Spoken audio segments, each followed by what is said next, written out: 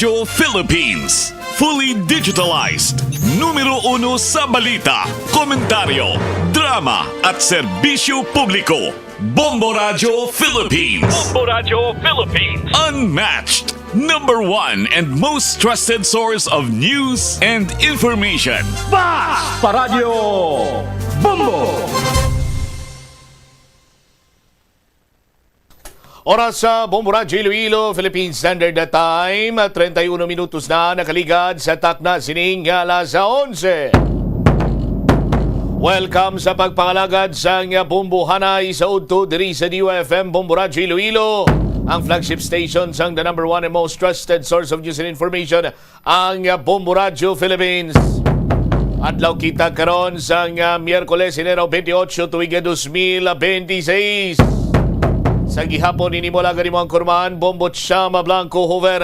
Kagkaroon sa madalaguan kag mga nagapangunang mga balita. Hybrid na payout sa AIC so kung ining assistance for individual in crisis, adoptaro na sa masunod sining tuig sang Department of Social Welfare and Development. Ano klase hybrid ni nga payout ni? Samtang Iloilo Provincial Government mapalabot sa bulig sa Ilonggo Seafarer nga na-rescue sa naglubog siniyang MV Tricia Kirsten. Governor Toto Defensor ginaduso ang direct flight sa Iloilo kag Seoul, South Korea. Nantsabaw naman da ang mga haslo kag mga pulok-pulok nga content creator dayon na. Nga ang background bala, pwede mo man ma-search sa internet ang ibutang mo most famous landmark. Tapos kung makaangkon daw ila, di istoryahan tana bala karon sa aton sini nga mga kabumbo, lakip na sino ining tawo nga ni nga nagapakilala nga midya amo ning kaulugot kag katalaka sa aton sini nga mga kabumbo, no, nga damo nagaklaim nga midya sila, kisyo nagagwa sila sa social media, abi nila midya na sila. Sa aton sini nga mga kasimanwa, way gani nalungungan guro sa kun ano man sini nga sahi iya sa nga training, kag iban pa sini nga mga nagakaigo sini banwa nga ginagyan sang isa ka matutuod iya nga media, blood, sweat, and tears. Ilaya kapital, nagwala sila sa social media. Media na sila dayon. Lilintukin, skid ka mo karon sa dugang pa nga mga balita kag impormasyon. Ang Philippine Coast Guard Station Iloilo ginapasiguro ang safety kag bastante sang life vest sa kada biyahe sang maparuruman o kon fiber boat sa syudad kag probinsya sang Iloilo kag hibalon taman kung paano sini nila ginasikyar, ginapasiguro nga mayara sa mga life vest dira. 301st Brigade Philippine Army plano nga ideklarar nga state of stable internal peace and security o kon insurgency free ang probinsya sa Iloilo sa bulan sa Pebrero. Muni madalaguan ang mga balita, issues kag impormasyon ng main sentro karon sa aton sining pagpangalagad diri man sa palatuntunan na bumbuhanay sa Udto. Sa aton sini karon nga mga kuturan yari naman na madalaguan kag mga mainit sining balita nasyonal. Ining DILG Secretary naton nga si DILG Secretary ang gwapohon nga bukay buhok bla, no? Kon si former Commissioner Guanzon pa, ano tong ambalyaman, kon laki gwapo, kon bayi ano gani gwapa. Si Secretary John Vic Rimulya ambalya nya iuli anay ni former representative Ko, first name ni Ko kanini sino? Si Salde, si Pre Salde ni former representative Ako Bicol Party List Representative Saldi Ko ang 59 bilyones pesos antes pa man nga magpanugot kuno nga mayara sang pag-inistoryahanay. Sa aton sinikaron niya nga mga kauturan, 59 billion pesos is equivalent to $1 billion dollars. Sa aton sinikaron niya nga mga kasimanwa. Ang istorya mo sini, hambal ni DILG Secretary John Vic Rimulya, no? Kung padala kuno sa sining pagpadala sang feelers ni former representative ko nga nagapangayo kuno iya sang kariyo, no? Or dialogo abi sa pungsod Pilipinas matapos nga na ulamid ini siya sa pinakadako sining skandalo, no? Diri iya sa pungsod Pilipinas sa subong nga tsimpo. Santo anay may mga ZTE NDM, MBM or whatsoever nga isaman sa pinakadako siniya nga iskandalo during the time ni former President Gloria Macapagal Arroyo. May ara man sang pork barrel scandal sa aton sini nga mga kabumbuti ang nabtan subong sang mga agency. Tiyan mo na niyo ang pinakadako man niya nga iskandalo sa pungsod Pilipinas ining mga flood control anomalies. Sa aton sini nga mga kauturan. Kasubong ko no nga palabot, no, sang isa iya ka pagpabutsyag man nga may tsansa nga nagaayo nga makig-istorya, makig-dialogo ang anay representative para nga mahitso kag maplastar kag once and for all mayara na sang katapusan kag may manabat sa dapat iyang magpanabat with regards sa anomalya sa flood control project, no? Sa aton sinikaron niya nga mga kulturan. Bahala na kuno ya ang ombudsman pero dapat kuno hambal ni Secretary John Vic Rimulya iuli ang 59 billion pesos nga balor, no? Or kwarta sang gobyerno nga nagkadto sa kay Saldico. Ang pamangkot si Saldico lang mabalik, no? Paano yang iban nga gintuad sang pila ka mga witness during sang Senate hearing, no? Nga nakabaton kay gindeliveran sang kwarta tong gindeliveran sang malita tubla, no?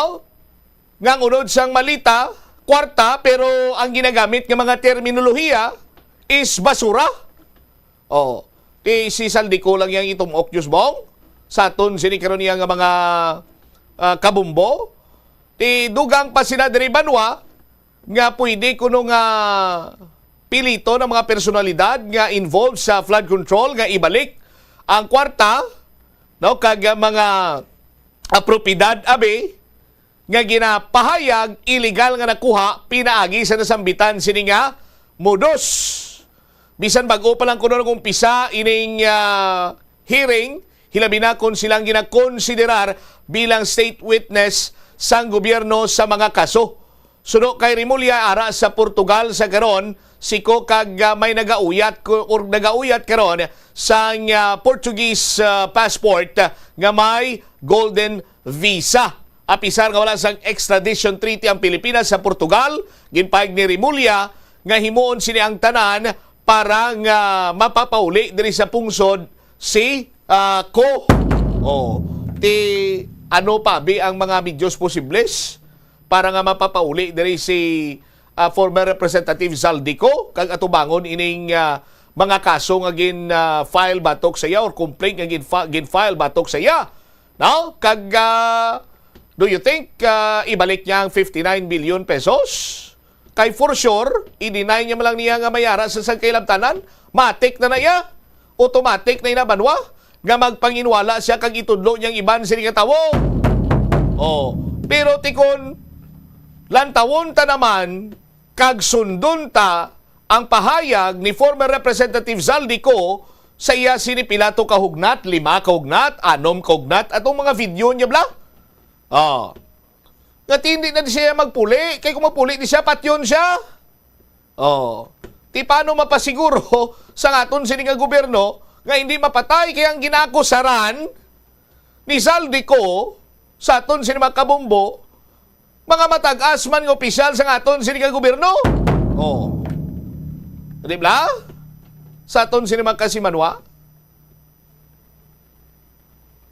May pipila pa ka mga naulamid sini iya nga mga matag-as nga opisyal nga ari man lang diri sa pungsod Pilipinas, why not amo nabing tutukan sa DILG sang ombudsman para nga may kaso nga i-file batok sa ila or complaint nga i-file batok sa ila. Eventuality mapamatud-an kag ini sila ang magkalapriso. Ang lapit lang anay, di ba? Hindi pa kabugani ka ubos kas namo nyo dire. Sa aton sila mga kabumboy, di ba? Ti anong mga medyos posibles nga mapapauli diri si Zaldico? Ang pinakapos na ilan, kidnapon to siya eh. Pasakyon siya sa private jet plane. Nagdalon diri sa Pilipinas. Daw mo man bla pareho sa kay former President Rodrigo Duterte. Pero ti bala naton nga damo ni sa mga medyos posible siya ang DILG. Bantayan ta ko ano mangin lihok ni Secretary John Vic Rimulya sa aton sini nga mga kabumbo. Kung si Zaldico ginapabalik sa 59 billion pesos, ti paano iya ang mas mataas pa sa kay Zaldico nga akusaran kag gintudlo nga nagabaton man or nakabaton man, mas may dako sini nga partida sa basura nga ginpang deliver. Nga ginabuyagyag ni Mr. Gutisa during sang Senate hearing. Kaya to ya, baliwala na lang. Hulo-hipsa na lang naton to sa aton sini nga mga kabumbo. Tibantayan ta kung anong mga movements niya kay mabakas mo lang subong nga maghulag ang DILG Secretary kag ang ombudsman mo. Mga mga Rimulya brothers. Puwerte no? Amo ni mga masaligan niya nga mga trabante sa nga gobyerno. Sino lang ang nakatumod sa kay Mr. Charlie Atong ang most wanted kriminalaw? Ay liwan DILG lang. Hindi bla? Sang Department of Justice si Ombudsman Boying Rimulya, damo-damo man to pinapriso niya. Pati si mga pinangdagdagan to sa mga nagakigo sini nga kaso para nga malupot lang sa karsel at itudas ginto tanan kay Boying. Tutubo Boying. Kay Forest DOJ Secretary Boying Rimulya kag karon Ombudsman Rimulya na. Kagabilib gi ko niya sa duwa ni ka magutod ya Bombo Jan Dave, engineer. Hamakon mo ginupira ni 1 bilyon ka pesos. Para nga hipsan kuno iyang flood control anomaly. Why kuno nila gibaton? Galing kay bisan text message lang gin pangayuan sang pruiba. Why sa may mapagwa ang duwa? Do parehos man bla sa arrest warrant ni Bato. Nga Senator Bato, may riswaran ka na day. Nakita ko, pero ay pa din kopya sa akon, pero nakita ko. Di ka ng isa to. Sus Maria, kagusip lang nindog mamlayboy eh. No, bisan way na sa malay mo. May nagplanindog yapon. Di nagunago lang sana yung subong. Speaking sa kay Senator Bato de la Rosa, sa aton sini nga mga kasimanwa, ang iya sini nga sweldo, pwede kuno nga hindi paghatago. Iti, waysa no mo. Waysa tawag si Bla, waysa sang report, waysa sang attendance to sa Senate. Paano siya to masweldoan, no? Sa aton sini makasimanwa, kung ang patakaran tani isang Senado, no work, no pay, dugay na siya nga way sweldo Tigi na pagwa karon sang Senado ang posibilidad nga hindi pag-ihatag ang sweldo ni Senator Bato de la Rosa kung iga-rekomendar ini sa Senate Committee on Ethics. Amuning more or less, amuning suggestion nga posibleng suspend or iong tato ng sweldo payag ni ang sabi sa ang papahayag sa kay Senate President sa aton sila mga kabumbote ginapatunaan pa kuno kung covered bala ini sa civil service law, no? Kaga kung hindi man ti ining senador nga way sang attendance hindi giguro maswelduhan sa aton sini nga mga kasimanwa sandig niya kay President Pro Tempore Ping Lacson, no? Pero dugang pa ni Lacson sinya we have our own rules. Bound tayo ng ethics sa committee kag sumungman recommendation. Ti pananglitan nga ma-adapt sa plenaryo, pwede isa sa mga recommendation ang i-implement sa plenary nga unta to na ng sweldo ni Senator Bato de la Rosa. Ginklaro man ni Lacson nga why ini siya, no? Nagaug yun sa numan nga posible rekomendasyon nga silutan si de la Rosa bangod na wala ini siya sa nga moral authority sa nasambitan sini nga issue. Yanong plastada sila diri karon sa aton sini nga mga kasimanwati kun si Senator Alan Peter Cayetano pagani sila niya sino ang may kakulangan sina diri? No? Sino may kakulangan sina diri? Sino ang mayara sang salabton sina diri? Si Senator Bato de la Rosa bla nga ti nag-absent? Nga wala na nagapakita kag nagapinanago na iya? Hambal ni Senator Alan Peter Cayetano sila niya why isang kasiguraduhan abe kung may ara ginman bala sang warrant of arrest. Sila niya ang may kakulangan ng aton sini nga gobyerno. Kay silaing ang mga tao man sa gobyerno, pati alawas gimensyonarya. Ngati, kung may aragin man sang warrant of arrest, ipagwa na. Kag, ang ginalikawan pagid ni Senator Bato de la Rosa, nga pananglitan, nga mag-appear siya or ara siya sa Senado, gulpiada lang, dagdagan siya or ara na man ang warrant of arrest, ipakita sa iya, tapos idirekta siya sa dahig. Di niya sininga ginapangitaman, assurance, kay ni siya ang dalon anay sa aton siniiyang husgado. No? Sa aton sini magkasimanwa. Ti karon kung ang matabo siya, pareho sa man sa kay former President Rodrigo Duterte, daw kasubong iniiyabanwa nga nagapamunit. No? Nagapamunit ang Iloilo, ICC mo, ang International Criminal Court.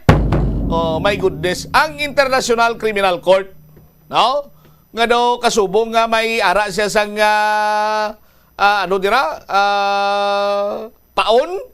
paon-pauna niya lang ako magtukob ti dakop na yon.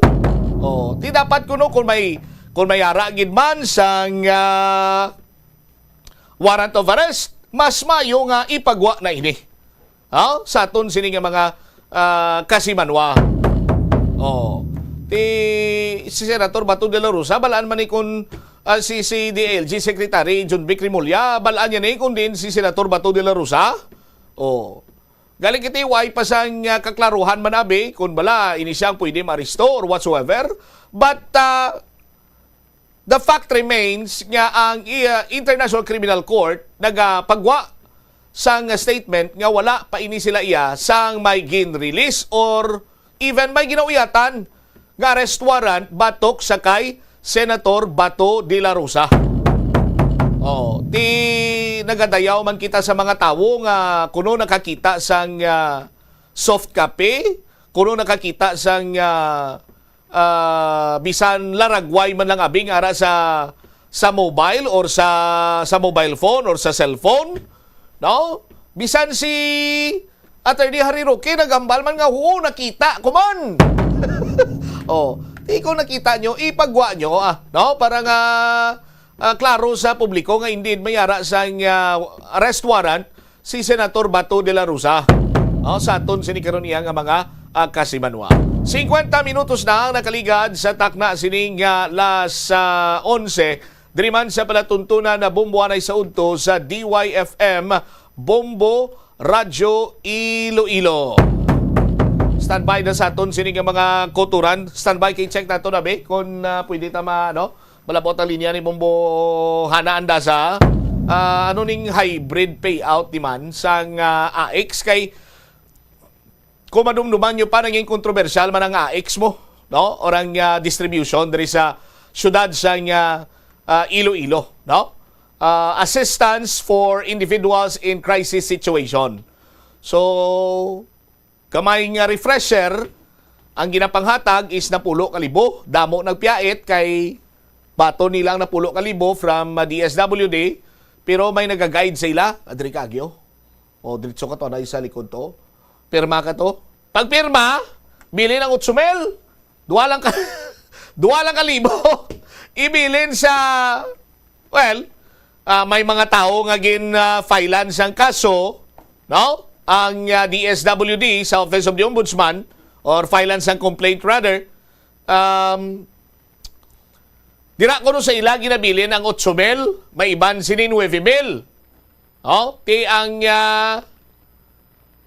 individual in crisis, dalon niya puli 2,000 pesos o 1,000 ka pesos.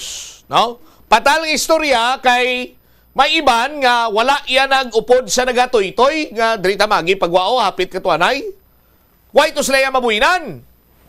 No, nga nagpatal ng istorya kay pagkatapos ang distribution, no? Ginkatuan sila sa ila balay. Kag ginsukot gid niya ang 8,000 balik niya 2,000 ang dahimo. So sa Maria kang gusipo, grabe na gid niya garapala na gid niya sa moto ka simpoya. Oh. Anong sistema? Magamba ka nga hybrid payout. Oh. Anong problema? Basta maghambag ka gani nga mga hybrid ni daw AI ang AI ang madaho sang kwarta. Ano plastada ni ti luyang naton nga mahibaluan ko nung plastada sining hybrid payout kag ano bala ini ka siguro nga ti way sang binuhinay sina dire. Mapasiguro bala assurance sa mga beneficiary sang assistance for individuals in crisis situation nga way ti binuhinay nga matabo. Sa aton sinimang kabomboy, yari si Bombohana sa aton nga linya Bombohana sa report. Please go ahead. Adaptaron na sa Department of Social Welfare and Development Region 6 o DSWD 6 ang hybrid payout kumasod nga tuig sa tanan man nga mga assistance kapin padri ang AIC so assistance for individuals in crisis situation bangod siyama matapos man manangin na controversial ini sa ligad nga tuig bangod man sa pagkaulamid kagayan mismo sa mga pangalan nga napasakaan man sa kaso ang 12 diri ka mga barangay captains diri sa mga syudad sa Iloilo nga konsuliin nagyatudlo nga sila diri ang nagpangbuhin sa mga AIC nga nabaton sa mga pumuluyo nga nagabalor 10,000 nga kung diin man mayara na lamang sa 8,000 diri ang nabaton sa mga pumuluyo bangod man sang ila diri nga pagpangbuhin. Agod nga malikawan ang ini nga nasabitan nga insidente nga magliwat pa diri sa may syudad ginapakamangayo sa DSWD 6 nga mayara na lang sang hybrid payout kung diin man the same diri ang pamaagi gina-assess kag gina-interview diri sa mga DSWD ang mga pumuluyo kag mga nagakinahanglan antes ini ipasulod man hybrid payout. Using the hybrid payout, ini man na pinaagi sa partner bank of the government and Land Bank Philippines na kung sabihin mayara sang ginahatag no nga mga card sa kada pumuluyo kay dito na maagi ang ila diri nga mga kwarta kag bilang assistance sa ihatag man sang DSWD 6.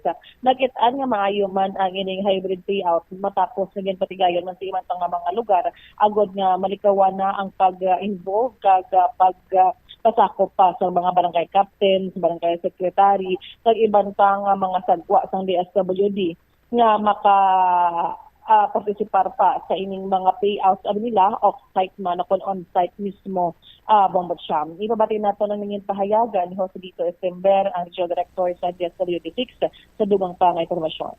for the update sinang aton nga AX update rin sa Iloilo City, but of course nabalaan naman ninyo na file na ina sa Office of the Ombudsman. And ang DSWD paagi sa amon leadership ni secretary, ginmanduan niya ako, ginmanduan niya ang amon nga team. By next year siguraduhon nga ang aton beneficiary maka-access na sa mga offices ng DSWD. Kag next year, hindi na kami magkaroon sa ginatawag naton nga participation sa aton nga mga partners, kundi DSWD lang gid ang maghatag sang payout. And hindi na kami no nga DSWD ang mag-conduct sang payout. May ara na kami mekanismo, ginatawag ni siya namon nga hybrid payout. Si hybrid payout kaupo na namon ang partner Land Bank of the Philippines and ang partner conduit nila para sila na ang manghatag sang assistance sa aton nga mga off-site payout. Paano ini siya ipaagi sa mga bangko ni RD? The same lang ang process. May assessment si DSWD. After the assessment ng DSWD, i-verify namon ang ilang mga service, ang ilang mga menu or mga services nga ginapangayo sa amon, paagi sa amon nga mga satellite offices o di gani sa mga extension offices namon kag main office sa DSWD. Then after sang assessment kay na kung mapatud-an nga okay sila kag kwalipikado, ang DSWD no magahatag ila yun paagi sa mga guarantee letters sa ila. Pero kung off-site payout kani kita, after sang assessment sang DSWD, ang partner namon sa Land Bank kag partner conduit among magahatag sang assistance sa ila nga mga kwan. So wala na sang involvement si DSWD during the cash distribution. Iyon no, may ara kita directive sa secretary. Ang aton nga mga pumuluyo o ang aton mga beneficiaryo diri sa Western Visayas, pwede ka direkta sa mga opisina sang DSWD. Pwede sila kapalapit sa mga extension offices, pwede sila kapalapit sa mga satellite offices.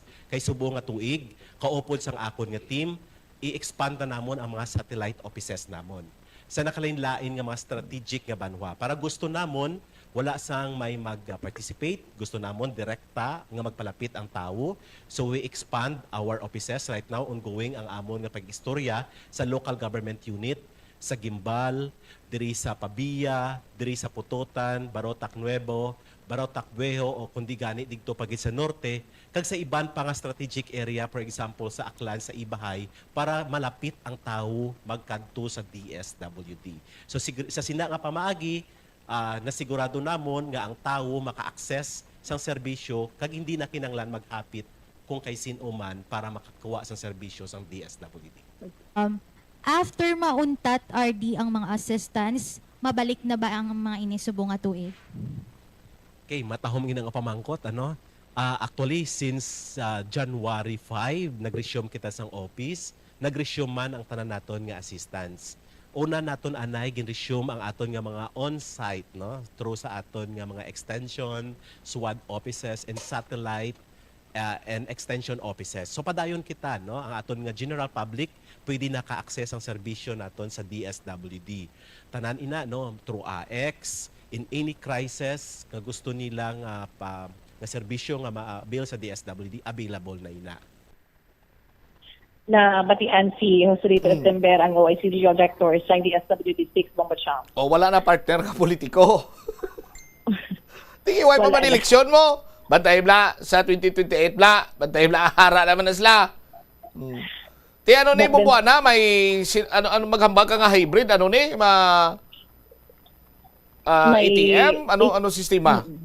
ATM cards sa partner man sang bangko no sang gobyerno Bombacham diri pagyon kag ang ining mga assistance any kind of assistance diri na pagihon agad gati safe and wala man sang maka intervene na nga mga barangay captain so kung ano pa man, kung sino pa man sagwa sa DSWD6.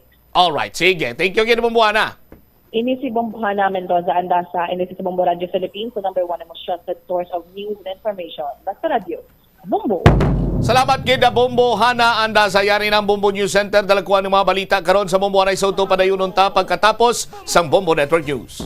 Ang kasubo kag depresyon ang hindi pareho nga balatyagon. Ang depresyon ang hindi gulpiyada lang nga nagakatabo sa isa ka tawo. Masami man nga ginakabig sa mga tawo nga depressed ini bangod sa kasubo nga nagakabatyagana. Ang kasubo, temporaryo lang nga nagakabatyagan sang tawo kag masami nagadugay sa Guys, ang ng ating kilalang mga balita. kaadlaw. Sa ating mga pangunahing balita, ang kampo ng mga drug war victim kampanteng hindi na mauudlot ang confirmation of charges hearing laban kay dating Pangulong Duterte. Hiling rin na harapin ng dating Pangulo ang mga ipepresenta nila ang ebidensya. Ilang mga grupo naman nagsagawa ng kilos protesta sa tapat ng Chinese Embassy kasunod ng muling pagtalakay ng Senado sa pambabastos ng embahada. Dambuhalang barko naman ng China muling namataan sa West Philippine Sea. Sa ibang mga updates tayo mamayang Philippine Coast Guard pinalawak pa ang search and rescue operations para sa mga biktima o itong mga pasahero ng MV Tricia Kirsten 3. Mga technical diver, idineploy na rin. Ang Palasyo Malacanang naman kinumpirmang nagpapagaling pa si Pangulong Bongbong Marcos mula sa sakit na diverticulitis. Samantala si Executive Secretary Ralph Recto naman kakatawan muna kay Pangulong Marcos. Abangan sa ating provincial report mamaya ang lungsod ng Cebu handang-handa na para sa Association of Southeast Asian Nation Delegates Tour. Mga religious activity ng Cebu itatampok ngayon. Sa international news naman ng Spain, inanunsyo ang paggawad ng legal status sa kalahating milyon na undocumented migrants. At sa sports balita mga kabombo, Chinese tennis star na si Lin Zhu pinaluhod ang number 6 seed na si Lulu San. At live nationwide via satellite. Narito ang detalye ng ating mga balita. Kampante ang kampo ng mga biktima ng drug war nung nakalipas na administrasyon na hindi na muling iuurong ang confirmation of charges hearing laban kay dating Pangulong Rodrigo Roa Duterte. Ito'y kasunod ng pagtatakda sa naturang hearing sa Pebrero 23, eksaktong 5 buwan mula noong ito ay pagpaliban mula sa orihinal na schedule noong Setyembre 23 ng taong nakalipas. Ayon sa tumatayong abogado ng mga biktima na si Attorney Nery Colmenares, kahit pa maghain muli ang defense team ng panibagong apela, tiyak na hindi na ito pagbibigyan ng International Criminal Court. Katwiran ng abogado, mahaba na ang panahong ibinigay ng International Tribunal sa kampo ng dating Pangulo at napagdesisyonan na rin ng Korte ang iba't ibang musyon na kanilang inihain. Kabilang dito ang petisyon para sa pansamantalang paglaya ng dating Pangulo, pag-question sa jurisdiksyon ng International Criminal Court sa Pilipinas at ang fitness to stand trial ng dating Pangulo kasama ang sumunod na apela sa bawat desisyon ng naturang Korte. Tiyak dinaan niyang nais na rin ng Korte na matuloy na ang naturang hearing upang masuri ang ebidensya na ipepresenta ng defense, prosecution at mga biktima upang makapagdesisyon kung tutuloy na sa trial ang kaso ng dating Pangulo. Nanindigan ng batikang human rights lawyer na kung mayroon ng sapat na ebidensya ang kampo ng dating Pangulo upang patunayang siya ay inosente sa drug war, hindi na dapat pang pinapa-delay ang hearing at sa halip ay itutuloy na ito sa lalong madaling panahon upang tuluyang makalabas ng dating Pangulo. Sa ngayon, ipinagbubunyian niya ng pamilya ng mga biktima ang desisyon ng International Court na ituloy na ang confirmation hearing sa huling linggo ng Pebrero. Naniniwala naman si International Criminal Court Assistant to Counsel Attorney Cristina Conti na kailangang humarap ni dating Pangulong Rodrigo Duterte sa Pebrero 23, ang araw kung itutuloy na ang confirmation of charges hearing sa kanyang kasong crimes against humanity. Katwiran ng abogado, ito ay upang personal na kumprontahin ng dating Pangulo ang mga ebidensyang ihaharap sa kanya ng prosekusyon. Anya dapat ay magpakita ang Pangulo sa naturang pagdinig upang personal na mapakinggan at masuri ang mga ebidensya laban sa kanya. Paliwanag ng abogado, maliban sa ito ay karapatan ng dating Pangulo, malaking bagay din anyang makita na haharapin niya ang kanyang kaso sa mismong korte. Gayunpaman naniniwala rin ang abogado na kung may mahanap na namang rason ng kanyang kampo, posibleng hindi na naman anya humarap ang nakakulong na dating leader ng Pilipinas. Paliwanag pa ng abogado, ang confirmation of charges ay isa lamang evidentiary hearing at hindi pa ang mismong paglilitis kung saan huhusgahan kung guilty o hindi ang dating Pangulo. Mamaya, balik ko tayo sa ilan pang mga usapin mula po dyan sa may International Criminal Court mga kabombo. Meanwhile, papasukin po natin ang linya ni Captain Noemi Cayabyab, ang dangsisilbi pong tagapagsalita ng Philippine Coast Guard. Paki-update po tayo sa nagpapatuloy pa rin pong pagsagip at pagkahanap doon sa mga nawawala hanggang sa ngayon, yung nauna pong paglubog nitong MV o Marine Vessel Tricia Kirsten 3. Magandang araw at welcome sa Bombo Radio Philippines, sa Bombo Network News, Captain. Hello Sir Genesis and Ma'am Ever at maraming salamat po sa oportunidad ngayong umaga. Thank you so much for joining us sa Bombo Radio Philippines. Any update, Captain Cayabyab, ma'am, doon sa naging pagkahanap po natin and of course yung dagdag na deployment ng mga technical divers? As we say po, Sir Genesis, ang survivor po is 316, 18 fatalities, and 10 missing pa rin po ang ating hinahanap ngayon. Ongoing rin po ang ating search and rescue operation. Nagpalipad na rin po tayo ng ating aircraft to conduct surveillance po, aerial surveillance. And kanina po, dumating na rin po ang ating 19 technical wreck divers at ang ating remotely operated vehicle. So ngayon po ay ongoing po ang conduct ng ating briefing, and we are anticipating that we will be deploying today itong ROV po natin para ma-check po at ma-assess ang ilalim po ng dagat na kung saan pinangyarihan po yung insidenteng ito. Ba? 19 yung technical divers natin? Yes, tama po kayo. We will be utilizing and deploying 19 technical divers po ng Philippine Coast Guard. Gaano po kalawak yung pong kanilang tutukuyin, ma'am? Well, after po ng briefing, malalaman po natin yan. But definitely, doon po talaga sa distress location, we will be prioritizing that po. Pero anto, gaano kahaba yung pong pananatili ho nila dun sa ground zero? Ang direktiba po sa atin ng komandante hanggang sa makita po natin itong mga hinahanap pa rin po natin ng mga missing individuals, and we are still in high hopes na makita po natin silang buhay at maibigay po sa kanilang mga respective families. We will not set any timeline po, but ang instruction po is to be prompt o maging mabilis po ang gagawin po nating operasyon because time is of the essence, Sir Genesis. Okay. Ang malinaw ho ngayon is 19 ng technical divers natin, meron pa silang dinatnan doon ng mga divers, ma'am, so hindi pa sila babalik. 19 in total po ang dumating po ngayon sa Zamboanga. And ongoing po ang ating briefing, kasama rin po yung pagdating ng ating remotely operated vehicle po. So ito po yung may kapasidad po, isa itong equipment, modern equipment na may kapasidad na masi-check po natin kung ano ang meron po sa ilalim ng pinangyarihan po ng insidente. Pero yung nadatnan nila doon na mga dati na mga divers from iba't ibang mga agencies, andun pa rin sila, tutulong pa rin sila, I mean. We have 3 technical divers, Sir Genesis. Hindi po kasi ito birong dive. So kailangan po talaga technical divers ang gagamitin po natin. Medyo malalim po itong area na to. Definitely for these diving operations, yung technical divers lang po talaga ang gagamitin po natin. Hindi po yung for recreational diving po. Okay. Sige. Bumbo, ever with your questions. Alright, for the record po, Captain, ilan pa po ba yung na-account na natin at yung kasalukuyan pa po nating hinahanap dito po sa lumubog po na Roro dyan sa may Basilan? Ma'am Ever, we have 316 survivors as we speak po, 18 fatalities po ang nai-record po natin, and 10 pa po ang ating hinahanap. Alright. Any update din po, Captain, doon sa initial investigation ng Philippine Coast Guard kung may mga bago po kayong natuklasang impormasyon? Well, ongoing po ang ating investigation.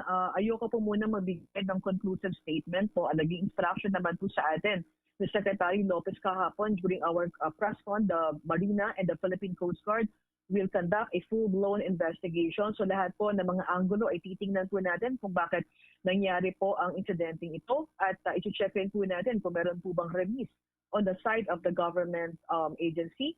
And sa Philippine Coast Guard naman po, ang direktiba sa atin ng aming komandante na si Admiral Rolly Dovan, in case that after this investigation will be concluded and we find out na may remiss po sa performance na aming mga tauhan, definitely administrative sanction will be given to them, Ma'am Ever.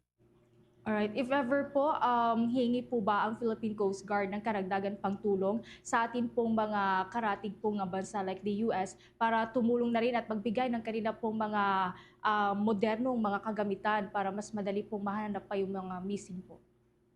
As we speak po, Ma'am Ever, lahat po ng resources natin ngayon, katulong po ng iba't ibang ahensya, we believe na kaya po natin itong operation na to.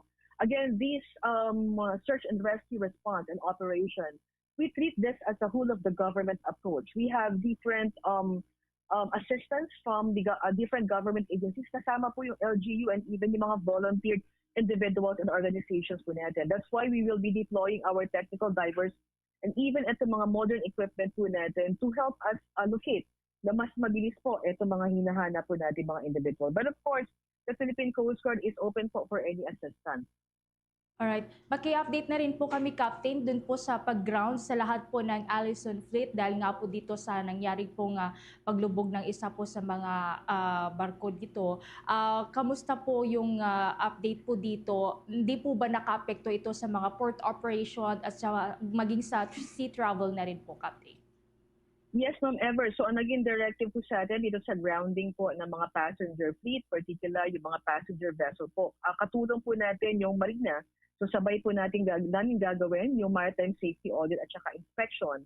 At ang naging direktiba naman po kahapon ni Secretary, no, ang marina ay magbibigay po ng special permit sa mga other na shipping lines at compliant naman po ang kanilang mga barko pagdating sa mga safety certificates. Sila po ay magbibigay ng serbisyo dyan sa area na yan, no, na maapektuhan po netong audit at inspection. At ang Philippine Coast Guard naman po sa direktiba rin po ng ating secretary, in case po nakukulangin tayo sa mga commercial passenger vessel na mag-ferry ng ating mga kababayan, ang Philippine Coast Guard ay maglalaan at magbibigay po ng aming 44-meter vessels. Nandiyan na rin po yan sa area. Tayo po ay magpo-provide ng libreng sakay sa ating po mga kababayan na maapektuhan po netong isinasagawa inspection po natin. Alright. Balik ko po kay Bombo dyan for additional question po, Captain. Etong fleet, ma'am, ilan po lahat yung bilang po ng mga barko ho nito? As per statement po kahapon, no, particularly itong Allison Shipping, it's 24. 24. But I think, Sir Genesis, to be more accurate, I think it is the Marina that is the proper authority or proper agency to answer this. Oo. Okay. One last point, ma'am, kasi nababanggit ni Admiral Gavan kahapon na binabantayan din ng Philippine Coast Guard yung posibleng pagtagas ng langis. May update po ba dito? Pwede ba tayong ikabahala sana kung sakali? Yes, based dun sa aerial survey po natin, we were able to observe oil sheen. So medyo manipis po ito. Ito pong barko ng MV Tricia ay may nulan po before pumalis sa pantala ng 25,000 liters of diesel. At ang karakteristik naman po ng diesel na ito is light oil. So meron po siyang natural way na pag na-expose po ay posibleng mag-evaporate. So ngayon po wala po tayong dapat pangambahan at ang naging direktiba naman po in case if extremely would happen, no, nakahanda po ang ating mga dispersant and ang oil spill boom. Pero since we wanted to preserve the marine ecosystem at ito nga pong itong diesel ay kaya mag-evaporate on its special way po, we wanted to kung pwedeng hindi muna gamitin itong mga dispersant because this is a chemical. So as we speak po, hanggang kahapon nung nag-conduct tayo ng aerial survey, halos manipis na po ang nakikita nating oil sheen sa area na yan. So we are hoping na hanggang sa tumagal ay talagang mawala na po ito since meron naman po capacity to evaporate itong diesel fuel po ito. Pero yung ground zero, ma'am, fishing ground ba? We are checking on that. May balita po tayo at part po siya, meron po siya air na marine ecosystem po dyan. Okay. So again, dependent rin po ang ating mga locals sa fishing. So yan din po ang iniiwasan na makaka-apekto po itong ocean na ito. Pero sa tingin po ng Philippine Coast Guard, wala po masyadong effect dahil kaya po mag-evaporate na itong diesel in its own natural way po. Okay. Captain, maraming salamat. Thank you for joining us. Ingat-ingat po kayo, Captain. Yes, maraming salamat po, Sir Genesis and Ma'am Ever, and magandang hapon po. Magandang hapon po sa inyo. Ang tagapagsalita ng Philippine Coast Guard, mga kabombo, si Captain Noemi Cayabyab. Mamaya, abangan din po ninyo, makakausap din po natin ang alkalde ho ng Zamboanga City. Kaugnay din po sa naturang usapin pa rin, mga kabombo. Samantala, sa pagpapatuloy pa rin po ng ating mga balitaan, hinamon ho ni Department of Interior and Local Government Secretary John Vic Remulla si dating Senator Antonio Trillanes na maglabas ng ebidensya na mayroong warrant of arrest mula sa International Criminal Court, si Senator Ronald De La Rosa. Ayon sa kalihim na hindi niya maintindihan ang motibo ni Trillanes at laging hinahanap si De La Rosa. Git pa ni Remulla na alam nila ang kinaroroonan ng senador sa Davao kaya't bakit kailangan pa itong hanapin. Sakaling may maipakita na warrant of arrest mula sa International Criminal Court, itong si dating Senator Trillanes ay personal mismo raw na pupunta si kalihim o si Secretary Remulla sa Davao para arestuhin si De La Rosa. Samantala, kuha po tayo ng report mula dyan sa Malacanang. Si Pangulong Bongbong Marcos nagpapagaling mula sa diverticulitis ayon po yan sa Presidential Communications Office. Samantala, si Executive Secretary Ralph Recto naman, kinatawan si Pangulong Bongbong Marcos sa event dyan sa May Palasyo ngayong umaga. Kumuha po tayo ng karagdagang detalye dyan sa pag-uulat ni Bombo Annalise Soberano. Kinumpirma ng Presidential Communications Office na kasalukuyang nagpapagaling pa si Pangulong Ferdinand Marcos Jr. mula sa sakit na diverticulitis. Ayon kay PCO Secretary Dave Gomez, kamakailan lamang ay nakabalik mula sa gamutan ang Pangulo, kaya hindi siya nakadalo sa ilang aktibidad sa Malacanang. Tiniyak ni Gomez na maayos ang kondisyon ng Pangulo at patuloy ang kanyang paggaling. Dagdag pa ni Gomez, magpapatuloy ang Pangulo sa pagtutok sa mga halagang tungkulin sa gobyerno, habang ang Executive Secretary at iba pang miyembro ng gabinete ay maaaring kumatawan sa kanya sa ilang opisyal na gawain.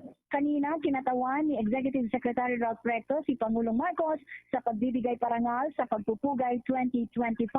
Sa isang interview naman kay Recto, sinabi niyang ang event ay sinabi niya natural lang na magdahan-dahan ang Pangulo dahil nga sa kanyang sakit.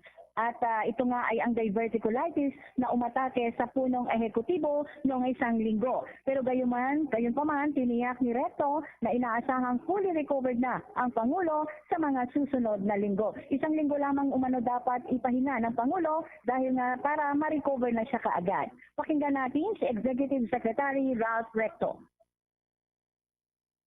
Natural for the doctors to tell him to take a week rest. You know, last year I also had diverticulitis. I had it twice, December of 24 and January of 2025. Masakit yun. And I had downtime of a week for each episode that I've had. And I think in the next few weeks, the president will be fully recovered. Kaya lang. Just like any other normal individual. I'm sure pag kayo pumunta sa doktor at masakitan siya ninyo, sasabihin sa inyo, mag-rest din kayo ng 1 week. Meron pa rin siya.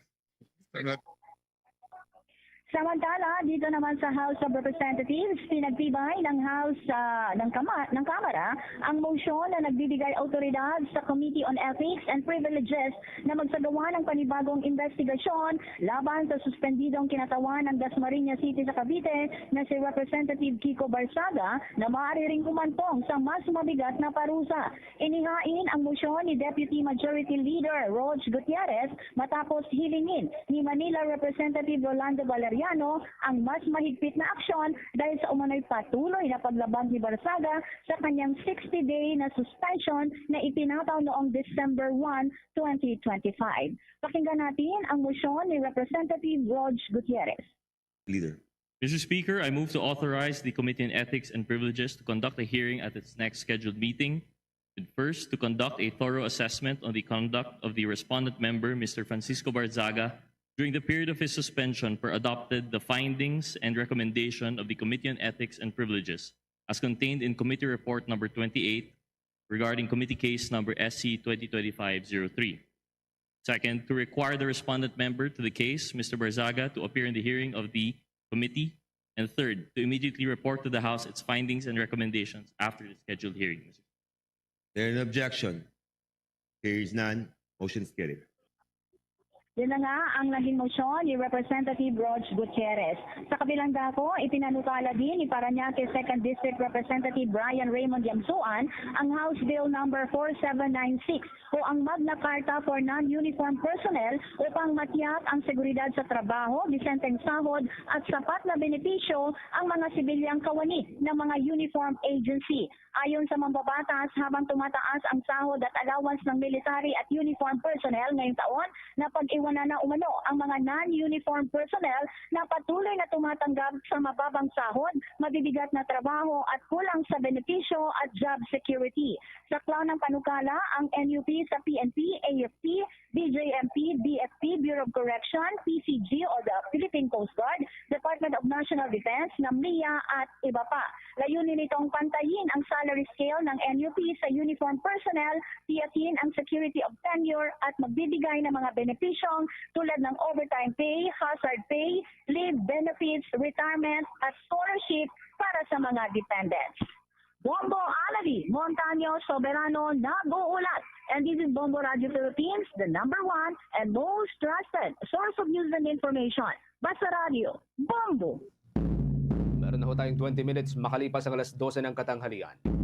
Sa pagkakataong ito, update pa rin po tayo dyan sa nangyari hong si mishap dyan sa may bahagi po ng Basilan, mga kabumbo. Kausap po natin ang nagsisilbing alkalde, dating kongresista at nagsisilbing alkalde ng Zamboanga City, si Mayor Kaimer Adan Olaso. Magandang araw ho sa inyo, Mayor, at welcome sa Bombo Radio Philippines. Magandang araw po sa inyo, Bombo Genesis. Good afternoon po.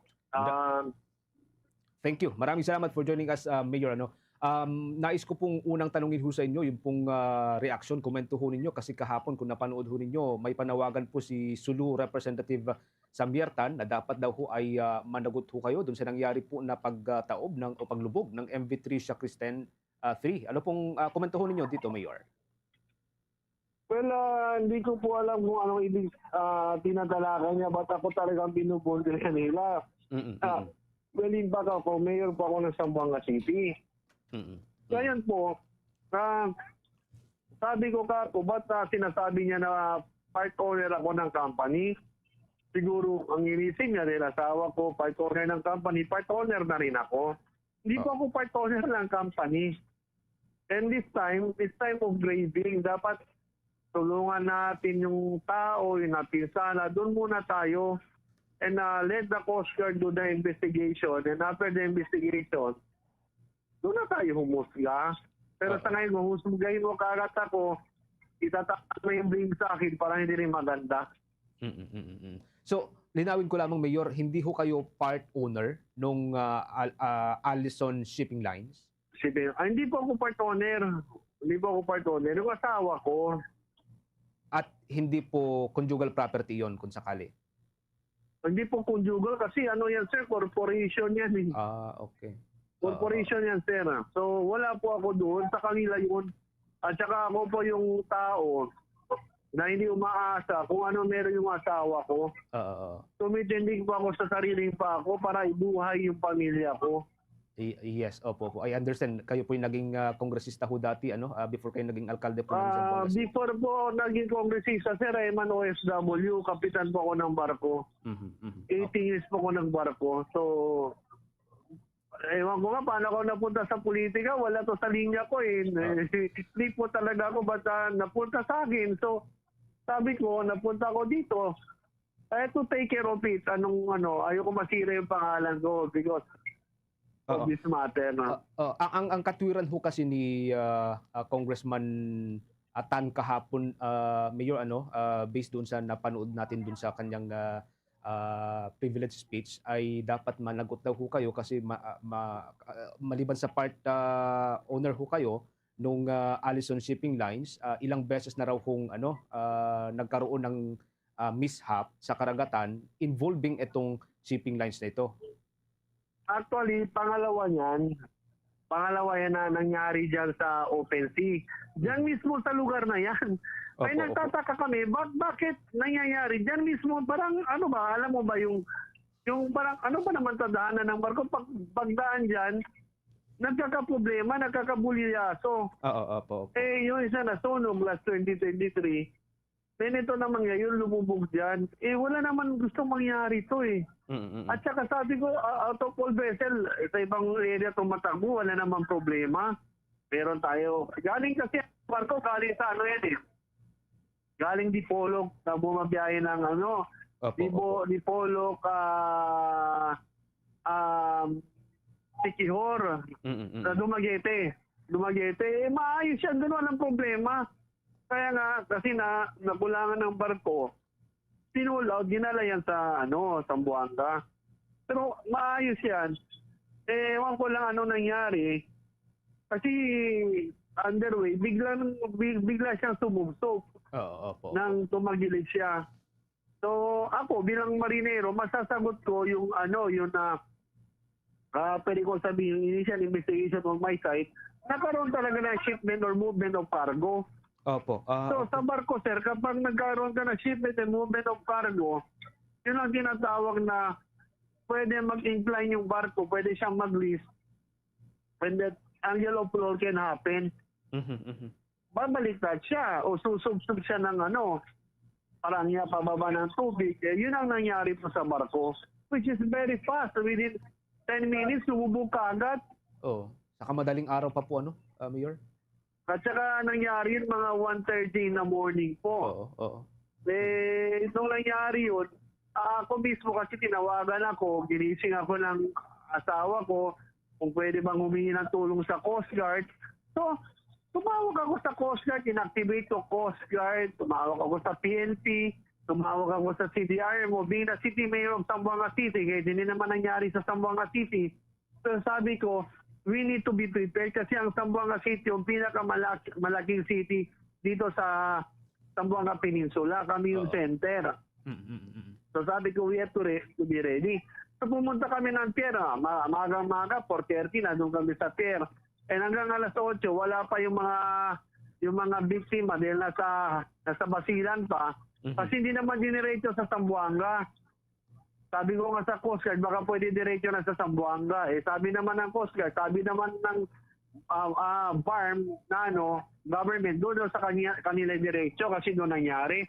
So pa naman, sabi ko, since nandun naman sa Basilan, nagpapasalamat tayo kay former congressman na Muji Pataman and governor ngayon. So, tinanggap ni Basilan and then dinala sa Zamboanga afterwards kasi nandito nga yung main sa Zamboanga. Eh nung dumating sa Zamboanga, inassess naman natin, tinulungan natin. But then, I came back a bit late kasi nung pagkahapon, dahil umaga, dahil nagkaroon kami ng SOCA, Statement of the City Address. Siyempre, being a mayor, that is my moral obligation to the people of Zamboanga to do that address Kaya sabi ko, tinapos ko lang yung speech ko, may mga ibang program pa nga, hindi ko na tinapos, umalis na ako. Hindi na ako kumain, dumiretso na ako. From 1:30 in the morning, hindi ako natulog hanggang Sabi ko kasi, we need to help the people. Kailangan ng tao ng tulong, kailangan dumiretso ako. Kaya dumiretso po ako doon. Okay. Bumbo, Ever, with your other questions? Right, just for clarification lamang din, Mayor, since kayo po, alkalde po kayo ng Zamboanga City and nabanggit nyo po na partly owner na itong shipping line ng inyo pong may bahay, meron po bang nabanggit sa inyo ang mga authorities din po dyan, local authorities, kung nagkaroon po ng overloading? Kasi lumalabas po sa report na more than 300 yung sakay po. Yes, ma'am. Actually, ang Coast Guard mismo nag-confirm, walang overloading. Walang overloading. So, ang talaga dito is yung na movements of cargo. Kasi ang karga nito, rolling cargo. If you remember yung Filipina Princess, yung lumubog sa Manila Bay, napakalaking barko din nun. Ang cost ang lubog niya is yung nag-shifting yung cargo. Nung nagro-rolling yung barko, nag-move yung cargo sa one side, tumawag yung barko. So the same incidents ang nakikita ko dito, kaya siya tumaob. Kaya siya lumubog po. So basically, because of the cargo, kasi siwerte naman yung barko. Wala naman problema kasi pag hindi siwerte yung barko, mahigpit yung marina, hindi ka papayagan na umalis. O yung Coast Guard, hindi ka bibigyan ng clearance.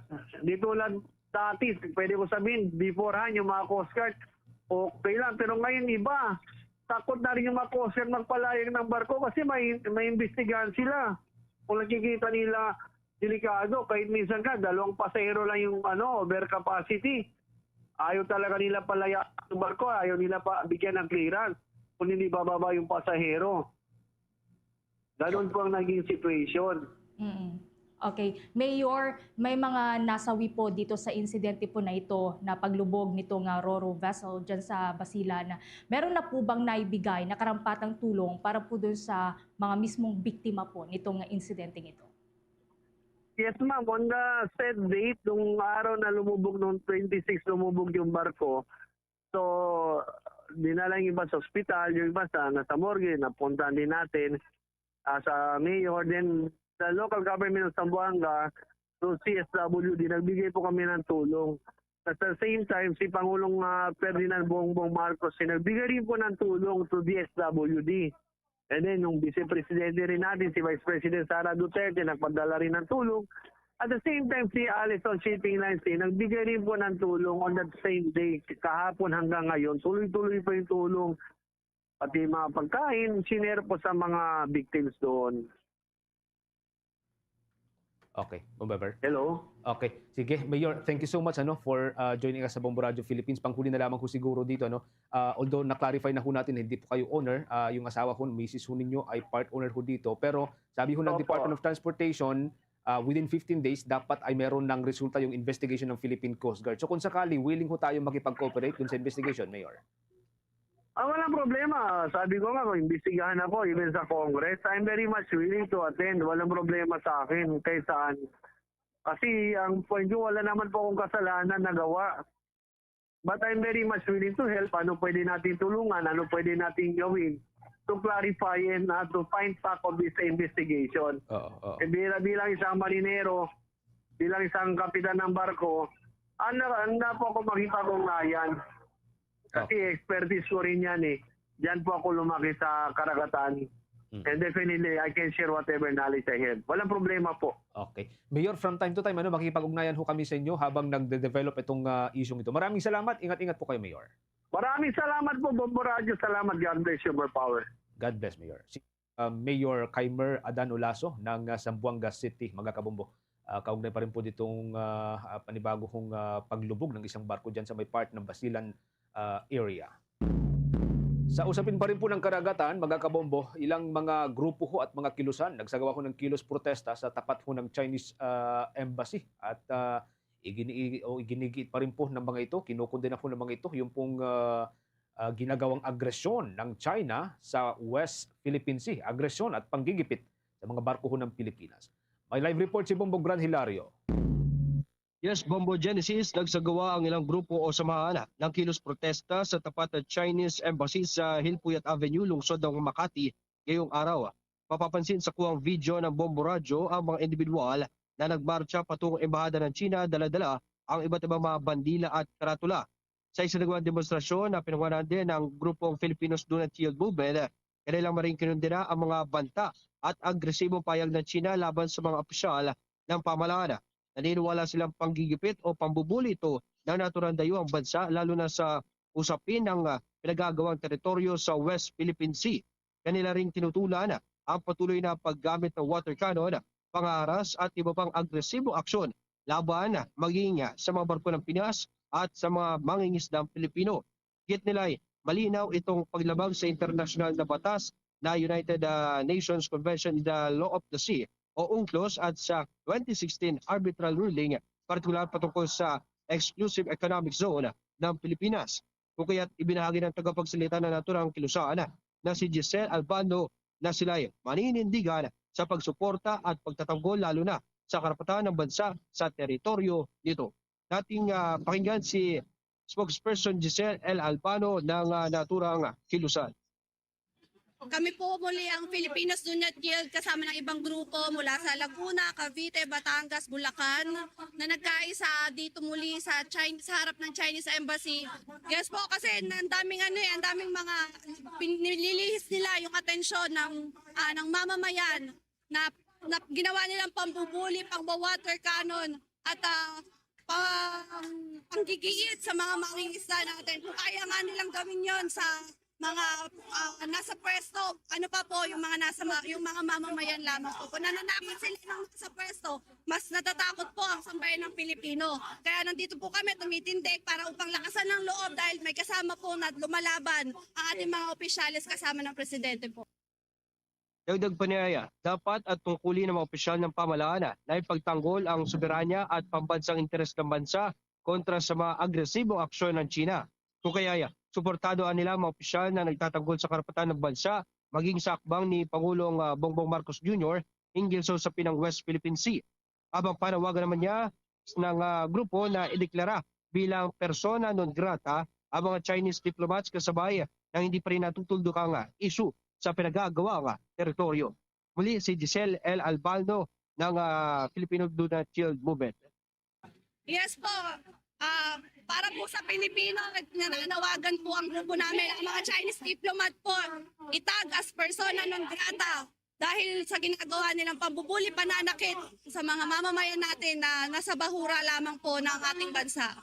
Yung mga normal na mamamayan po dahil sila po ang nahihirapan. mga mangingisda natin dahil pangulam ng alam, water cannon pa, yung trauma para sa mga anak nila dahil yung mga tatay, mga tito nila pumapalaot, yung trauma nababalik pa kaya o di kaya ipalubugin ng Chinese vessel yung bangka ng mga magulang nila. So yun po yung sinisimbolo ng mga nakahigang nakabayong, yung mga normal na mamamayan po natin na naaapektuhan po sa ginagawa nilang pambubuli. Sa kanilang pagsasagawa ng demonstrasyon, pumukaw ng atensyon ng kanilang sunugin ang larawan o karikature ng presidente ng China sa tapat mismo ng embahada nito.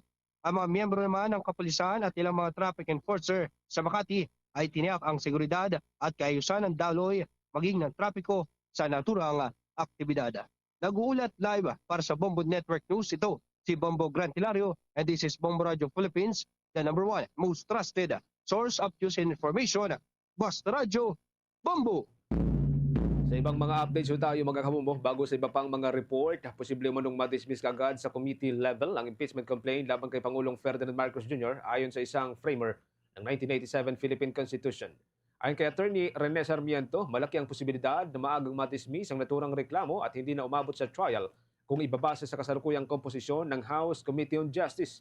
Bagaman may mga miyembro ng minority sa naturang komite, natilian niya itong dinudumina ng majority bloc kasama ang chair at vice chair ng naturang komite. Dahil sa sumusuporta ang mga ito kay Pangulong Marcos, malaki ang posibilidad na hindi na aakyat pang reklamo. Hindi naman inaalis ng 1987 Constitution framer ang posibilidad na magbago pa rin ang isip o suporta ng mga miyembro ng komite tulad ng pagbabago minsan ng isip ng mga mahistrado ng Supreme Court. Gayunpaman, maliit anyang naturang posibilidad dahil isang political process ang impeachment at hindi maiwasang ikukonsidera ng mga mambabatas ang usapin ng politika sa kanilang pagdedesisyon. Ito'y kahit pa mailatag ng maayos ang mga mabibigat na grounds at ebidensyang sumusuporta sa naturang reklamo. Ayon pa kay Atty. Sarmiento, mayroong 60 session days ang Justice Committee para pag-usapan ng verified complaints at tuluyang i-report sa plenaryo ng Kamara ang resulta ng kanilang deliberasyon. Sa kasalukuyan, ayon kay Atty. Sarmiento, hindi na pwedeng sampahan ng panibagong impeachment complaint si Pangulong Marcos salig sa itinatakda ng 1-year bar rule. Naniniwala ang 1987 constitutional framer na si Atty. Rene Sarmiento na muling gagawa ng kasaysayan ng Pilipinas kung sakaling sabay nagugulong ang impeachment complaint laban kina Pangulong Ferdinand Marcos Jr. at Vice President Sara Duterte. Ayon kay Sarmiento, hindi pa ito nangyayari sa kasaysayan ng bansa at posibleng magiging una ring mangyayari sa buong mundo. Panibagong kasaysayan din anya na ang isang vice-presidente ay sasailalim sa impeachment proceeding ng 2 pagkakataon na tanging sa Pilipinas lamang nangyayari. Natanong din ang batikang abogado kung naisip ba ito noon ng mga miyembro ng Constitutional Commission o CONCOM na bumuo sa kasalukuyang saligang batas ng Pilipinas. Ayon kay Sarmiento, hindi ito naisip noon ng mga commissioner dahil ang nakapaloob sa probisyon sa konstitusyon ay ang pangalawang pangulo ang dapat napapalit kung sakaling na-impeach ang pangulo ng bansa. Aminado ang constitutional framer na hindi ito nakitang posibilidad noong binubuo pa ang kasalukuyang saligang batas ng ating bansa. Ngunit sapat anya ang mga probisyon ng konstitusyon upang tugunan ang naturang issue. Sa ibang mga updates tayo, binigyang diin ni Vice President Sara Duterte na hindi dapat ituring na pinakamasamang senaryo ang posibleng pagdadala kay Senator Ronald De La Rosa sa kustodiya ng International Criminal Court. Taliwas yan sa pahayag itong si Senator Panfilo Ping Lacson. Sa isang panayam, tinanong itong si VP Sara kung anong masasabi ho niya doon sa naging komento ni Senator Lacson na ang worst thing na mangyari daw ho kay Senator De La Rosa ay ang pagsasailalim sa kanya sa kustodiya ng International Court habang nakaupo sa pwesto. Ngunit ayon sa Vice Presidente, sa pananaw ng isang tao, ang tunay na pinakamabigat na trahedya ay ang magkasakit at mamatay, hindi ang makulong o maharap sa kaso. Sa tingin ko lang sa lahat ng tao, sa buhay ng isang tao, the worst thing that could happen is magkasakit at mamatay. Kapag wala kang sakit, at hindi ka namatay at buhay na buhay ka pa kahit nasa loob ka man ng kulungan o nasa labas ka ng kulungan, okay na yun. Kasi hindi lahat ng tao ba binibigyan ng 70 years, ng 75 years, ng 80 years ng Diyos. Yung iba, lumabas lang, bumili ng itlog, hindi na nakabalik sa pamilya nila. So, yan na yung pinaka-worst na mangyari sa isang tao. Kung magkasakit ka, na maubos ang pera ng pamilya sa pagpapagamot sa iyo. O mamatay ka na maiwanan mo yung mga mahal. Bahagi po yan ng pahayag ni Vice President Sara Duterte. Balik po tayo sa ilan pang mga usapin dyan sa may bahagi po ng Mindanao area mga kumbok. Ito hong investigasyon ng Philippine Coast Guard at ilan pang mga development dyan sa may Department of Public Works and Highways. Nasa linya ho natin si Bombo Isa Cotoner.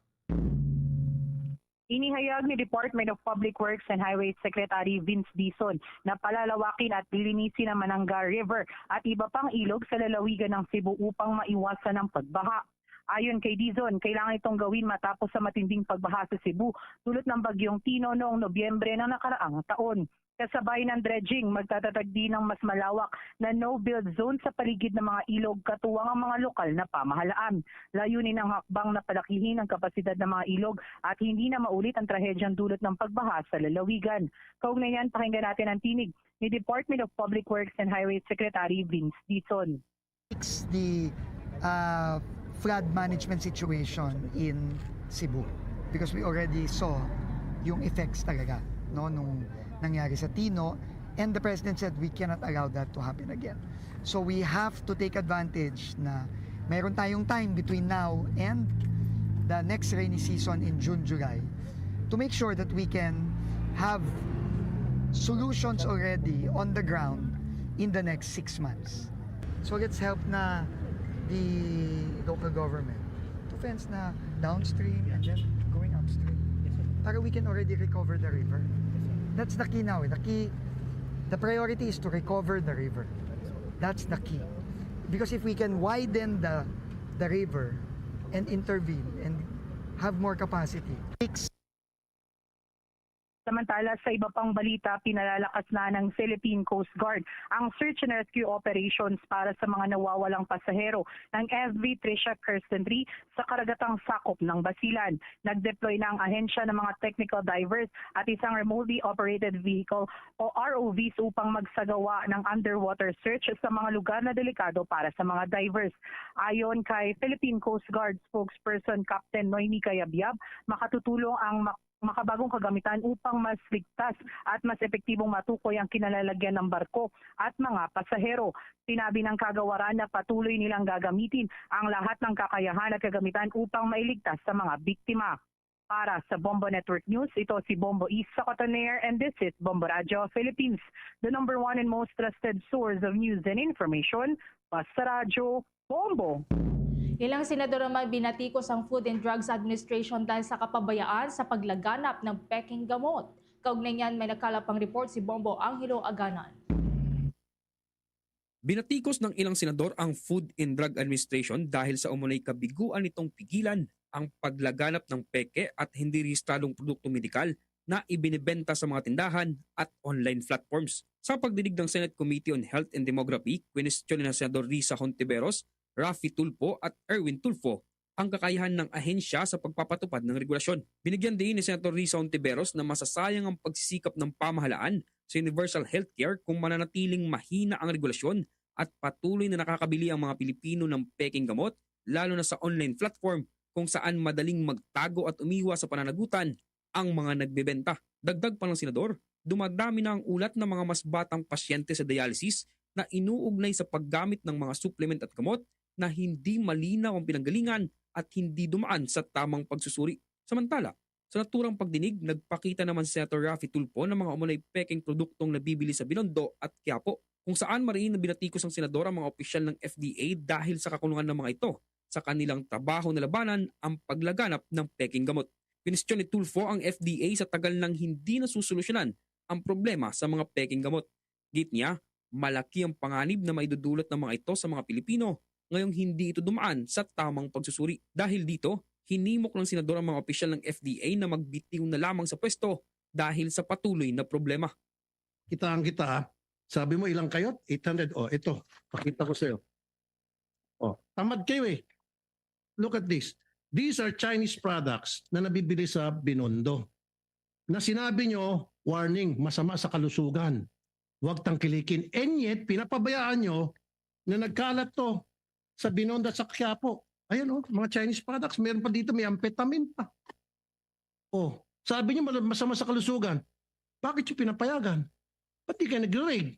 Di ba meron kayong enforcement group na armed kung kailangan? Di ba? Meron din kami nabili fake na Biogesic, fake na Neosep. Alam nyo, Director General, itong mga fake na medicines, hindi natin alam kung anong formulation ito. Maring masama sa kalusugan to. Kung hindi man siguro effective, okay lang sana. Hindi tumatalab. Pero paano kung may side effect? Pagpapaliwanag naman ng FDA, patuloy ang kanilang mga hakbang sa mga nabanggit na problema. Nakahanda na umunong isumite ng ahensya sa komite ang year-end report at 5 taong development plan ng ahensya. Inilahad naman ng FDA Field Regulatory Operations Office na sa mahigit 3,000 reklamong kanilang natanggap, 14 lamang ang naisampa sa korte, 3 naman ang nahatulan at 3 ang pinagmulta. Sa huli, nanawagan si Senator Erwin Tulfo sa Philippine National Police at mga anti-cybercrime units na palawakin ang kanilang surveillance lalo na sa online platforms upang tuluyan ng matigil ang mga bentahan ng peke at hindi mga otorisadong produktong medikal. At yan ang ulat mula dito sa Senado. Ako si Bombo Angelo Ganan and this is Bombo Radio Philippines, the #1 and most trusted source of news and information. Basta radyo, Bombo!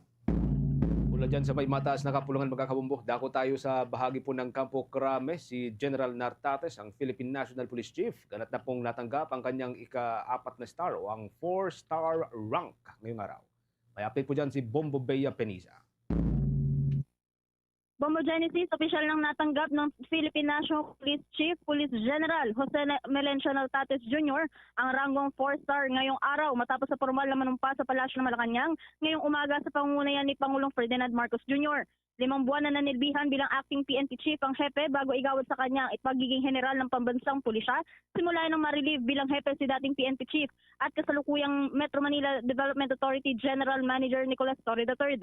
Sa naging panayam nga ng media sa newly promoted chief, sinabi nito na pangunahing utos ng Pangulo na panatilihin ang kaayusan at kaligtasan ng mga komunidad sa loob ng bansa.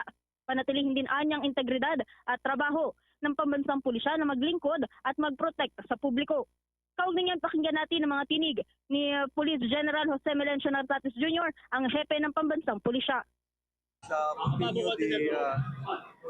Continue yung trabaho ng Philippine National Police, ensure that the community is safe, ensure na mapababa natin ang krimen, and yan naman ang parati nating ginagawa at dire-dire. Taos-puso namang nagpasalamat ang hepe sa naging mainit na pagsalubong sa kanya ng pulisya para sa isinagawang arrival of honors. Dito yan sa Camp Crame kung saan ito ay dinaluhan ng kanyang pamilya at ilang mga malalapit na kaibigan sa serbisyo. Anya, kahit pa nang siya itinalaga bilang acting chief nitong Agosto 26 ng nakaraang taon, ang buong pamunuan ng Philippine National Police ay nakasalaylay na sa kanyang pangangalaga at mga desisyon. Ngayong naigawad na sa kanya ang 4-star rank promotion, mula sa naging promotion order ng Pangulo ay inaasahan na ang buong pagkilala sa kanyang kakayahan at desisyon bilang bagong pinuno ng pambansang pulisya. Kaugnay pakinggan natin ang tinig ni Police General Jose Melencio Nartates Jr., ang hepe ng pambansang pulisya. Parehas lang naman. When I assume and took oath on August 26, ang pamumuno ng Philippine National Police ay nasa shoulder ko na at nasa akin na. So that was August 26. So happened that meron pang isang 4-star yung pinalitan natin. Kaya hindi pa tayo napopromote noon. And now, I've been promoted by virtue of the promotion order that was given to me by the President and properly endorsed by the NAPOLCOM. Samantala, Bombo Genesis, inaasahan naman ay pagpapatuloy pa rin ni Nartates ang kanyang mga nasimulan at maging ang kanyang mga naging utos nang manungkulan siya bilang acting chief hanggang sa kanyang pagiging hepe ngayon ng pambansang pulisya. At yan muna mga updates mula dito sa Camp Crame sa Quezon City. Ito si Bombo Bea Peniza and this is Bombo Radio Philippines, the #1 and most trusted source of news and information. Basta Radio, Bombo! The ASEAN Philippines 2026 updates mula sa Bombo Radio Philippines. Fully digitalized. Basta Radio Bombo! Ang lungsod ng Cebu handang-handa na para sa ASEAN Delegates Tour. Ang Cebu City Mayor na si Nestor Archibald tiniyak ang seguridad at maging tampok ang religious activities ng Cebu. Kaugnay niyan may report ang Bombo Radio Cebu. Yes, sa Bombo Genesis, sa Bombo Ever, natuwa at namangha ang mga delegado sa katatapos lang na ASEAN Delegates Tour 2026 kasabay ng mainit na pagtanggap ng lungsod ng Cebu sa pamumuno ni Mayor Nestor Archibald sa sinagawang masigarbong cultural tour para sa mga delegado. Sinalubong ang mga bisita na may higpit na seguridad sa City Hall kung saan idinaos ang isang welcome ceremony, pagtatanghal ng mga sinolog dancers at isang reenactment na makasaysayan ng Cebu. Matapos ito, nagtungo ng mga delegado sa Basilica Minore del Santo Niño para sa pagbisita ng Magellan's Cross. Binigyang diin ni Mayor Archibald na bukod sa kultura, isa sa pinagmamalaki ang pagiging reliyoso ng mga Cebuano, lalong-lalo na ang Magellan's Cross na nagsisilbing cradle of Christianity sa buong Asia. Sa pamamagitan nito, napapalawak ang kaalaman ng mga bisita tungkol sa espiritual na pamana ng lungsod. Nagsimula ang ASEAN Delegates Tour sa Basilica, nagpatuloy sa Heritage of Cebu Monument sa Parian, Fort San Pedro, Malacañang sa Subo at Casa Gorordo bago sila formal na turnover sa pamamahala ng Department of Tourism. Dahil sa nasabing aktibidad, nagkaroon ng pagbagal ng daloy ng trapiko sa downtown area, partikular na sa mga lansangan ng MC Beriones, P. Burgos, Mabini Street at paligid ng Fort San Pedro kung saan ang mga motorista ay pansamantalang dumaan sa mga alternatibong ruta. Kasabay nito, ipinatupad din ni Mayor Archibald ang paglipat ng lahat ng klase sa hybrid o modular learning sa buong lungsod ng Cebu ngayong araw Enero 28 hanggang bukas Enero 29 dahil sa direktiba na sumasaklaw sa lahat ng antas ng papubliko at pribadong paaralan bilang tugon sa hiling ng Philippine National Police para sa mas mahigpit na seguridad. Dahil dito, pakinggan natin ang pahayag ni Cebu City Mayor Nestor Archibald. Security arrangements. Because imagine, we'll give them certain short explanation. After that, sinulog dancers. Then there will be a reenactment. And then from there, we're going to go to the Basilica, the same thing. Okay? And then we are going to go to Parian. Okay? Then from Parian, we're going to Fort San Pedro. And then Malacañang Heritage Museum. Then they are going to go to Casa Gorordo. I would say we are very prepared. Ang naging pahayag ni Cebu City Mayor Nestor Archibald. House at Bombo Genesis, Bombo Ever. Okay, so maraming salamat Bombo Radio Cebu. From time to time makiki-update tayo diyan sa nagpapatuloy pa rin na Association of Southeast Asian Nation habang papunta na sila diyan sa may bahagi ng Cebu from Mandaue area. Maraming salamat. Mula rito sa lungsod at alawigan ng Cebu para sa ASEAN Philippines 2026 update ng Bombo Radio Cebu, Bombo Radio Philippines for the number one and most trusted source of news and information. Basta Radio, Bombo. Sa iba pang mga balita mula po sa probinsya, mga Liberal Party at Akbayan lawmakers, pinapabawi ho yung 14-day visa-free policy para huyan sa mga Chinese national. Kasunod dyan ng pambabastos ng Chinese Embassy sa Philippine officials. May update dyan ng Bombo Radio, Iloilo. Nananawagan ng mga mambabatas mula sa Liberal Party at Akbayan Party List na magpatupad ng mas matibay na hakbang laban sa disrespectful at misleading public statements ng Chinese Embassy na tumatarget sa mga opisyal ng Pilipinas. Sa priyam ng Bombo Radio kay Akbayan Party List Representative Percy Sendanya, sinabi nito na naghain sila ng House Resolution No. 680 kahapon, araw ng Martes, na humihikayat sa executive branch na igiit ang mga pamantayang diplomatiko, ang prinsipyo ng non-interference at ang soberanya at integridad ng teritoryo ng bansa. Ang resolusyon na inihain ng mga mambabatas ng Liberal Party na sina Representatives Egay Erice ng Caloocan City, Adrian Amatong ng Zamboanga del Norte, Kakabag-aw ng Dinagat Islands, Jaime Fresnedi ng Muntinlupa City, Crisel Agman ng Albay at Alfonso Umali Jr. ng Oriental Mindoro, kasama ang mga kinatawan ng Akbayan Party List na sina Representatives Shell Jokno, Percy Sendanya at Dada Kiram Ismula.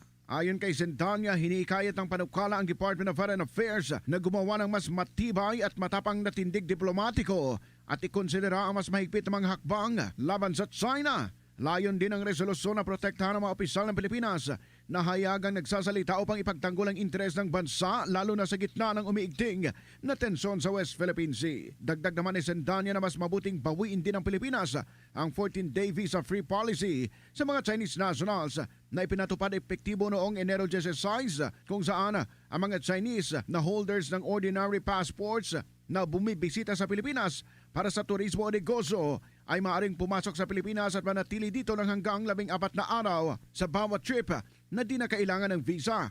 Ani Sendanya, hindi dapat binibigyan ng ganitong pribilehiyo ang isang pamahalaan na nangbubuli, nang babastos at nang haharas. We agree with the proposals, particularly na ating Senate President Tito Soto, na i-declare na persona non grata itong mga spokesperson at embassy officials na ganon-ganon na lang mambastos ng ating mga local, ng ating mga national officials. Panahon na para isuspend itong 14 days visa-free entry ng Chinese tourists sa ating bansa. Kasi hindi natin dapat nare-reward ng ganitong mga advantages ang isang gobyerno na binabastos at hindi gumagalang sa ating sariling mga opisyal sa bansa. Si Representative Percy Sendanya. Para sa Bombo Network News, ito si Bombo Ayan Gahete. This is Bombo Radio Philippines, the number one and the most trusted source of news and information. Basta Radio! Bombo! Ang Department of Tourism naman sa Bicol ang minadong nakakaapekto sa buhos ng turismo ang mataas na pamasahe sa eroplano at mahal na hotel accommodation. Kaugnay niyan, tinutukan niya ng Bombo Radio Ligas. Aminado ang Department of Tourism Bicol na mayroong epekto sa buhos ng turismo ang mataas na airfare at mahal na mga hotel accommodation na ito ay kaugnay ng reklamo ng ilan na mahirap suportahan ang lokal na turismo dahil sa umano'y napakamahal na gasto sa transportasyon na ayon kay Department of Tourism Bicol Director Herbie Aguas na mas pinipili ng ibang mga Pilipino ang international travel kaysa magtungo sa mga lokal na destinasyon dahil halos pareho lamang din umano ang nagagastos. Dahil dito ay nakikipag-ugnayan na ang tanggapan sa mga airline companies upang matugunan ang issue. Sinabi ng opisyal na nais nila na magkaroon ng teamwork sa pagitan ng Department of Tourism at ng mga stakeholders upang maabot ng Pilipinas ang target na maging tourism powerhouse ng Asia. Paliwanag ni Aguas na kung mananatili na mataas ang airfare at walang pagmamalasakit ay maiiwan ang bansa sa larangan ng turismo. Tulad ng mga mahal na airfare, mahal na mga hotels, which is actually ang aming secretary at ang aming opisina, lagi kami nagkakapag-coordinate sana sa mga airline na mga bumabiyahe sa mga kanya-kanyang lugar na sana naman mababaan kasi hindi namin control to. Minsan mas gugustuhin pa minsan na pumunta ng ibang bansa kaysa magbakasyon sa mga probinsya kasi yung pamasahe halos parehas lang. Kaya masama yung ganong impact kasi bumababa talaga yung ibang tourist arrival pag gano'n. Yan ang ulat mula rito sa himpilan ng Bombo Radio Legazpi. Ito si Bombo Romela Sakayan Wandasan. And this is Bombo Radio Philippines, the number one and most trusted source of news and information. Basta Radio, Bombo! Tuloy-tuloy po sa pagsubaybay sa ating 32 fully digitalized AM at mga FM station. Gamit po ng ating mga social media page tulad po ng Facebook, YouTube, TikTok at maging sa Bombo mobile app. Sa Luzon area, sa mga kababayan po natin dyan sa may norte, nariyan pong Bombo Radio Kawayan. Diyan naman po sa may Pangasinan area, mga kabombo, ang Bombo Radio Dagupan at Star FM Dagupan. Sa Cordilleras, nariyan po ang Bombo Radio Baguio at Star FM Baguio. Diyan sa may bahagi ng Bicol Region, ang Bombo Radio Legazpi, habang dito sa Mega Manila, ang Star FM Manila. Marating niyo pong mapakinggan dyan sa may Cagayan Valley Region, ang Bombo Radio Tugigaraw. Dyan naman sa Ilocos Region, nariyan po ang Bombo Radio Lawag, Bombo Radio Vigan at Bombo Radio La Union. Habang sa Bicol Region, nariyan naman po ang Bombo Radio Naga. At bago po tayo magtapos, samahan niyo po kaming manalangin ng Orasyon Perata for Peace. God, our Heavenly Father, Lord of peace and justice, we humbly come before you during this time of escalating geopolitical tensions in our part of the world. Through the years, you have sustained our faith in you as a nation. It is our faith in your divine providence that has made us survive the countless natural and human-caused calamities that have come our way in our history as a people. Spare us, Lord, from the horrors of war. Hear our pleas as we cry out to you. Have mercy on us, Lord. Rescue us from the malevolent forces that influence world leaders. For we believe that our struggle is not against flesh and blood, but against the rulers, against the authorities, against the powers of this dark world, and against the spiritual forces of evil in the heavenly realms. We pray for your leaders entrusted with making crucial decisions for our nation. We place all our hopes in you, seeking your forgiveness and mercy for the times when our fears and suspicions have tainted our perceptions with ethnic biases and prejudices verging on racism. We earnestly pray, Lord, that you make us instruments of your peace. Where there is hatred, let us bring love. Where there is injury, pardon. Where there is doubt, faith. Where there is despair, hope. Where there is darkness, light. Where there is sadness, joy. Through our Lord Jesus Christ, your Son, who lives and reigns with you in the unity of the Holy Spirit, God, forever and ever. Amen. Our Lady, Queen of Peace, pray for us. Saint Michael the Archangel, Pray for us.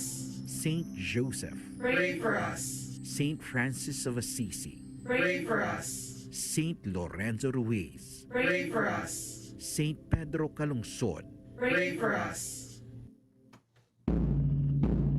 Yan na pong kalipunan ng ating balitaan para sa Bombo Network News, ang back-to-back winners sa Catholic Mass Media Awards bilang Best News Program. Mula dito sa News Center Makati, this is Bombo Radio Philippines, the #1 and most trusted source of news and information, Basta Radio. Bombo! For the most trusted source of news and information, visit our website at www.bomboradio.com. Follow us on Bombo Radio mobile app, Facebook, YouTube, TikTok, and X, formerly Twitter. Like, share, and stay connected. Anytime, anywhere. Bombo Radio Iloilo, Philippine Standard Time. 1 minuto na nakaligad sa takna sining launa. Balik na diri sa pagpakalagad sa Bombo Anay sa unto sa DYFM Bombo Radio Iloilo. Standby sa kay Bombo Pauline Piliora ang Iloilo Provincial Government mapalabot sa bulig sa Mailonggo Seafarer nga na-rescue sa naglugdang MV Tricia Christine dito sa mga isla sa Basilan. Kag ining pagduso man sang gobernador sang direct flight sa Iloilo via Seoul, South Korea. Check ta sa mga dalaguan ng mga balita sa nagikan sa Provincial Capital. Bombo Pauline sa report. Please go ahead. Babacham una kita diri sa bahin sa nga insidente sa pagkalubog diri sa sea vessel nga MV Tricia Christine 3 kung sa diin pahayag ni Iloilo Provincial Governor Arthur Defensor Jr. nga mapalabot ini sa bulig sa bahin sa nga duwa diri ka Ilonggo seafarers nga nagalubog or nalugdang diri or mga survivor sa naglugdang MV Tricia Christine 3 sa baybayon sang Basilan kaagahon sang Enero 26, 2026 Lunes nga adlaw. Sunod diri kay sunod diri sa gobernador nga iya gipayag nga pinaagi diri sa Public Employment Service Office or Services Office PESO Iloilo Province. Ihatag sa ni ang tanan nga bulig or mahimo diri nga bulig sa bahin sa mga seafarers sa idalo man diri sa nga ila nga programa and to check man diri subong mambosyam kung nagapakig-angot man diri ang family no sa bahin diri sa mga survivors so that kung ano man daw nagakinanglan nila nga bulig mahatag man diri sa Iloilo Provincial Government pinaagi diri sa program sang PESO Bombachamas. Pasado alauna sang aga sang Enero 26 sang nag-issue sang distress signal ang mga vessel 4 ka oras matapos nga nakabiya diri sa bahin sa Zamboanga City kung sa diin lakip nga nakasakay ang duha ka Ilonggo seafarers nga survivor nga kadayjo Jeric Liar nga isa ka crew sa MV Tricia Christine nga taga Banwa sang Mina kag si Carl Luis Balontong 23 anyos residente sa Barangay Kabanbanan Iloilo kag isa ka apprentice sa among Roro ferry vessel nga iya sa Alason Shipping Lines Bombacham. Babati man naton ang nangin pahayag ni Iloilo Provincial Governor Arthur Defensor Jr. Our Provincial Employment Service Office will help them and ihatag naton sa ila ang tanan nga mabulig naton sa mga seafarers naton sa idalom sa aton nga mga programa. Pero so far, Gov, nakabaton kita abig coordination from their family. I will check first with our ang nag-attinder ang aton nga programa. Next update. Bomba Cham si Iloilo Provincial Governor Arthur Defensor Jr. and to check man diri with the coordination or padayon diri nga pag-coordinate sa Public Employment Services Office sa mga bulig nga nagakaigo man diri na para sa mga survivors and padayon man ang coordination kagabay pa no nga wala naman diri sa iban pa nga mga Ilonggo man and nagapadayon man diri ang search and rescue operation sa gabahin man diri sa Philippine Coast Guard kag sa DMO or Disaster Risk Reduction Management Office dito sa bahin man sa Basilan para diri sa mga nabilino nga wala pa sa gihapon nga makita mambocham sa bahin dito sa naglubog nga ferry vessel o kuning roro sa bahin man sang Baybayon sang Basilan mambocham. All right, parehas to sang nanay ni Carl Bulantong to nga naga pangayo man sang financial assistance para nga makapauli diri iya sa probinsya sa Iloilo kati bisan pa paano para nga makapahuhay-huhay ang iya sini nga anak mas mayo ni karon nga ang provincial government may itanyag man sini iyang bulig through peso Bobo Pau. Mambocham kasi ko ma-identify na ini siya sa peso kag actually may mga man ini sila technical working group kag may-ari man ini sila sa dalom nga nagahulag dito so datan ang buwan man dito kung ano nagakabulig so probability open man ang line no sa ini sa peso kag pwede gid sila Mambocham makakadto man diri sa Iloilo Provincial Capital but then sa barangay base no may-ari man ining peso Mambocham so that nga may close coordination man within the family actually the active man diri ang peso when it comes to sa may mga ara man abi nga Ilonggo nga ma-involved man diri sa mga sari man nga insidente Bombocham. All right. Sa piyak nga bahin Bombocham no diri naman sa bahin sa nga plano diri sa nga gobernador kung sa diin sa tinalikdan lang sa nga nagbisita diri ang Korean ambassador to the Philippines nga si Lee Sang-hwa sa Iloilo Provincial Capital nag-istoryahan ini sila sa pila ka mga proyekto alakip na diri ang Panay Negros Guimaras Bridge ang gindayaw man ni sang Korean ambassador to the Philippines ang Halaor Multipurpose Project kag na istoryahan diri liwat or nabalik man diri sa ginistoryahan ang pagduso man diri sang gobernador sang direkta nga flight sa Iloilo pagkadto sa Seoul, South Korea no kadungan diri sang pagbisita sang Korean ambassador kag sunod sa gobernador apisar kuno nga nauntat ini siya in hamper man bangod man sa pandemya kay naistoryahan na ini siya even before liwat ini nga ginabuhi kag nagapabilin man nga prioridad no bangod man nga ti may ara man sang pipila man diri ka mga Koreans estimated naton na 500 no so no diri kay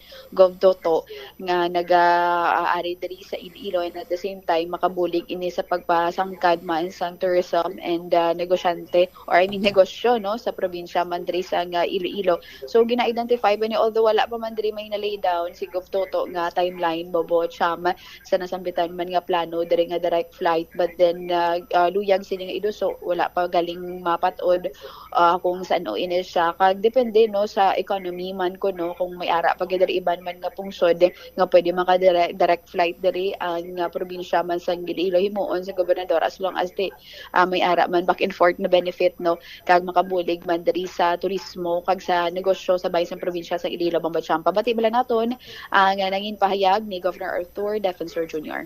Para sa konkreto no but before the pandemic it was already nakaset na to siya na may flight to siya nga it was like a trial balloon. Kung na-overtaken kita sa pandemic and we will try to do it again kung pwede. Pero ang reaction sindi sa aton nga ambassador positive ko? Yes, of course so. And that is good for Iloilo and our partners na may flights kita nga diretso. May ano na ang status ko? Like example, do we have the timeline? Wala pa. I will tell you kung mag-develop. Aside Abigov sa Korea, ano po yung mga countries na pinapopost na subsidihin tayo may alak kita na rin? It depends on the economics.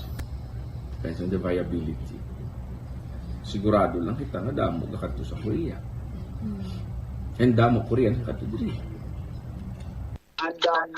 Bamba Chams, si Iloilo Provincial Governor Arthur Defensor Jr. sa iya mandiri nga nangin pahayag sa plano no nga direct flight mandiri nga pagdugang mandiri nga makabulig sa probinsya sang Iloilo, Bamba Chams. All right, now, Bombo Pao kanami sining balita. No? Kaya ini man lipod sa ibalo sang halos tanan, do nabuyo naman lang kita sa impluensya man sang mga Koreans. No? Bangod sang ilaman sining mga sabahin sang ila sining entertainment industry.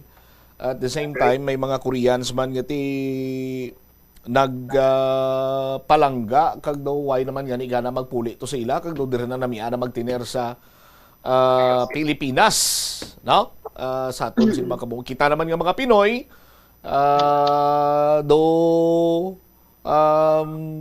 da tunan ta naman kag iban sini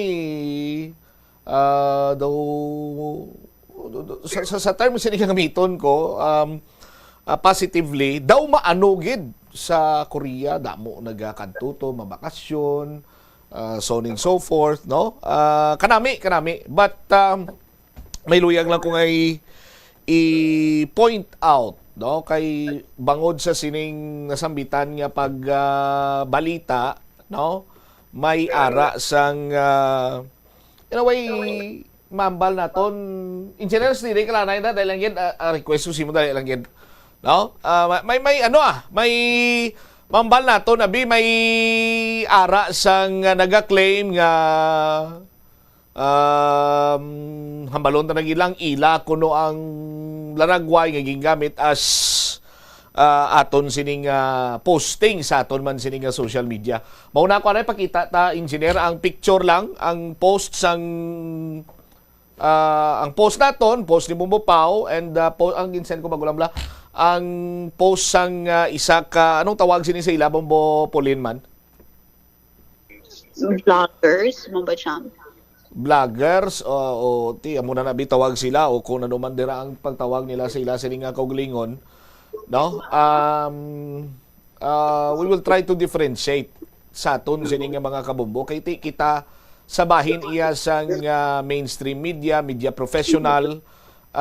Why kita ya siling nga nagabasta-basta lang para lang maka-gain sang engagement with the advent of social media and Facebook nga na-incorporate na sa aton man sini iyang pagpangalagad, no, pagpalayag sa aton sini nga mga kulturan ti amo ni siya ang nangin resulta kay ti nagaano man kita mo naga-explore man kita sunod kita sa pagdevelop sang technology, so on and so forth. Medyo i-zoom in lang abi kay may naamo na mga mo na tapos ang isa to ano sila iping sila engineer John Dave liog lang ko para nga once and for all maklarify naton bala kay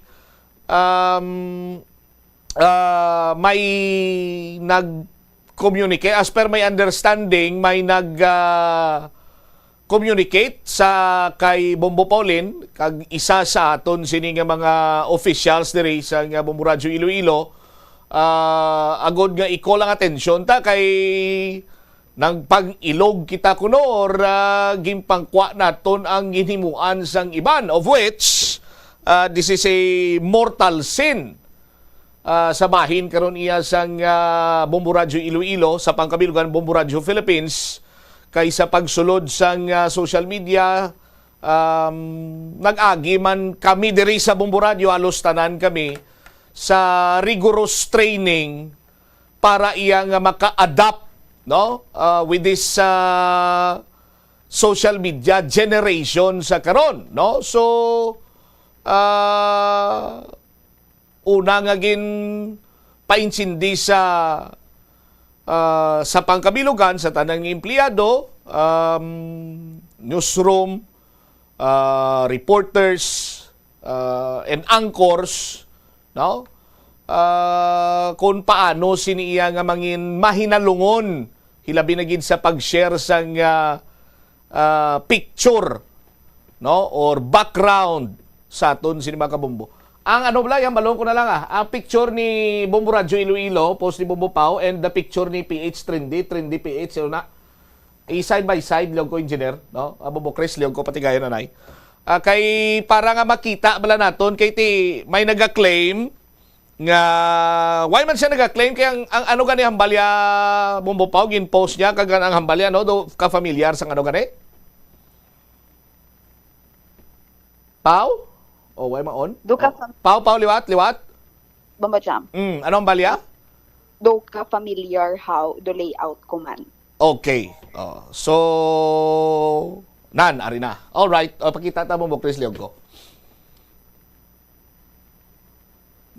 Alright. Ara na.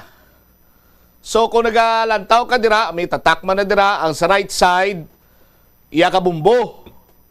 No? Ang sa left side, iyan ni Kaisyo ganine, Bombo Pao. Page Trendy PH, ano na ngalan niya? Do Trendy PH mo. Alright, sige. Whatever, kung ano man na ng pangalan niya sinadra. Tinindirang pariyo. Sa mga viewers na to, tinindirang pariyo, abe? Pariyo, gurong, nagakamustanay ang, ano ganito tawag sinisaya, sa ambasador? Oo, Ambassador to the Philippines. Ambassador to the Philippines. Kag sigob, nagakamustanay. Amo na pariyo. Kung gamiton mo ang sining common sense, amo na pariyo, sigob. Kag ang ambassador to the Philippines, South Korean ambassador to the Philippines, gakamustahanay. Dinihali na picture Bombo Pao nga gakamustahanay sigob kag si South Korean ambassador. Sa PICAO, ina siya, Bomba Jam, PIO sa Iloilo Provincial Government. Okay. So, public? Public. Alright. Now, magambag ka layout ang background, domos na sa pinakasimpleng pulong? Ti ang background ni isang nag-claim nga gin kapamilyar ko, no? Galabaw sa ulo ni Gob. Ang ano ganini ko kasol, anong tawag sa kasol ganini Bombo Pao, pinaka sikat sa South Korea? Actually, at first, hindi kita familiar. Ganun kita nagatanaw kita K-drama. Pagkatapos nag-search kita, Bomba Jam sa kay Mr. Google nga ti famous landmark in Korea. So, nagwain yung Yonggong Palace. Yonggong Palace. Alright. So, ara, kita man na at hag. Sa post ni Bombo, do background lang nga do landong, ang Yonggong Palace, kag may nagabukol to sa uluhan dampi ni Gobo. Ano nagabukol sa uluhan ni Gob? Bukid na siya. Bukid. Okay. Bukid. No, may bukid. Is there any way nga nagpariyo? Ang background, ang layout? Pariyo guro nga Yonggong Palace. Pero pag plastar, hindi pariyo. Kag, di mo naging kuha ang Yonggong Palace sa Google, di ba? Pao? Bomba Jam. Alright. Now, request ko, liyog ko Bombo Chris, Google, tapos search mo famous landmark in South Korea. Please lang. Ipakita, samtang nga nag-search ka, Bombo Chris, liyog ko, diri sa ibutang spiya ko. Kay ba, si Black Roma, bali sila nga storya, kuris-kuris. Kita dre, abi sa, pwede mo na mapakita dre, Bombo Chris, nga nag-search ka. Kita abi sa mainstream media, sa aton sini nga mga kabombo, no? Tagsa siniiya ka mga ginapangita, gina-research, ginapagwa nga balita, nagaagi giniya sa maidid sini nga proseso. No? Sa aton sini nga mga kauturan. Ipakita mo, Chris, samtang nag-type ka, liog lang. Ara. Sige. Famous landmark in South Korea. So makita nyo na dira sa aton sino mga kabombo. Muna subong ginimo ni Bombo Chris gina type niya, no? Famous landmark in South Korea. Okay? Images. Click ang images, Bombo Chris, liog ko. Anong pinakauna nga nagwa? I-click Bombo Chris Liog, please. Pwede mo na siya mapadako. Oh.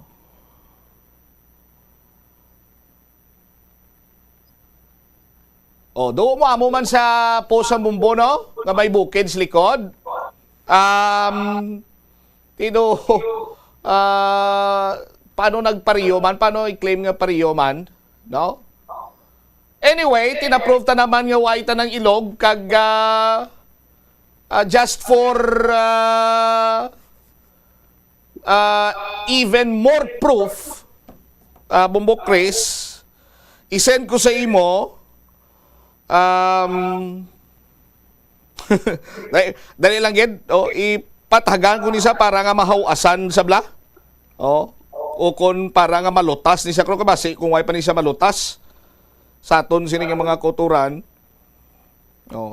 Basta sa malipod nga pulong ginano mo gani ni Bumbupaw? Gin-edit. Ikaw nag-edit, di ba? Oo. Mayroon ko na timestamp bang ba siya? May timestamp da tanan-tanan. All right. Isa pa gid ka punto, no? Kay siguro he's trying to ano ganing pabilibon sa English? Gusto ko mag-English subong eh. He's trying to impress someone, no? Are you trying to impress someone, boy? May nag-message sa page sa Bumbo Radio. Ang message, hambal niya, ang comment, no? Hambal niya sa comment sa aton sini nga mga kasimanwa. Ari na, ano to Bumbo Radio Philippines? Kukuha lang ng content galing sa iba? Wow, my goodness. No? Ti nga abi mangkuha kami sang content sang iban. Kay nag-agi kami iya sa training. No? Nag-agi kami sa training, seminar. No? Gintun-an ini namon sa aton sini nga mga kabumbo. No? Ti nga ako saran mo yang bumbo nga nagapanguha lang sang iban, sang material sang iban. Sino ni ngala niya sang nag-message ni ginburon-buron mo pa ni Bumbupaw? At may isa ko di nga wala burono.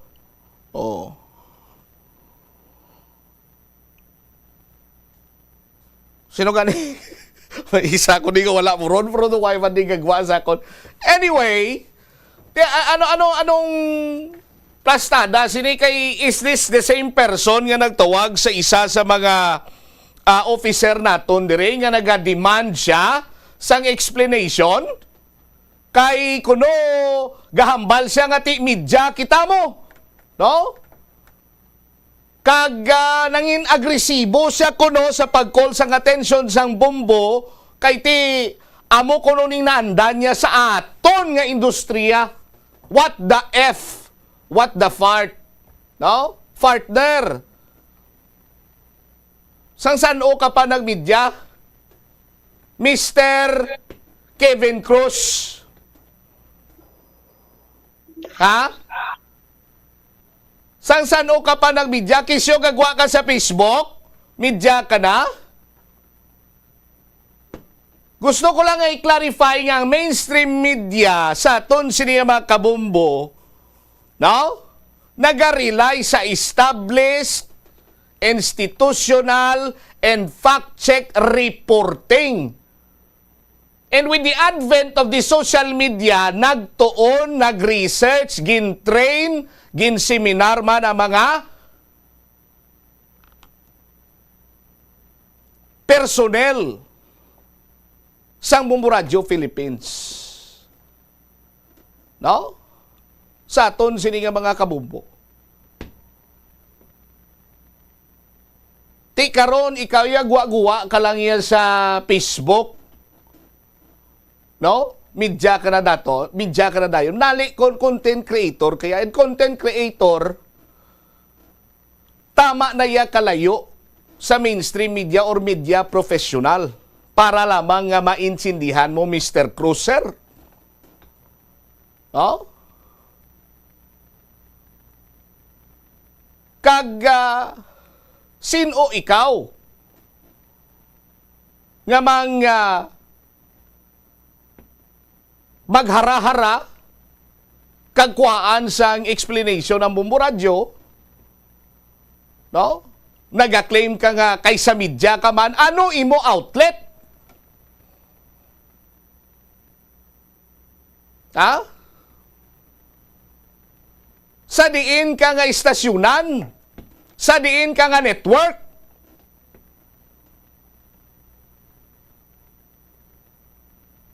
amo ning budlay sa aton sa mga tinaga pabla ni President Bongbong Marcos, yung iba dyan, inutusan na ng bumili ng suka, akala nila, senator na sila.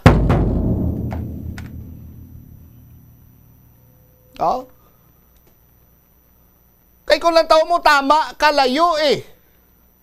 Sang ginaklaim nga ilog, kinuha, or whatsoever. We did our own research. Gin-edit man ina sa ngamon sini nga reporter. Santo sa iya sini nga research. Santo sa natunan niya, santo sa nahibaluan niya. Santo sa training. No? Kagin message man naton ining si PH Trendy PH ni kung sino ni ang tao sa likod sina diri. No? Tiway man sa gani naga-reply. Now here comes Mr. Kevin Cruz nga he considers himself as a media or Prince Charming, shining, shimmering, splendid, who wants to impress someone by aggressively calling out or calling sa isa sa mga officers ng Bombo Radio Iloilo and demanding sang explanation. My goodness.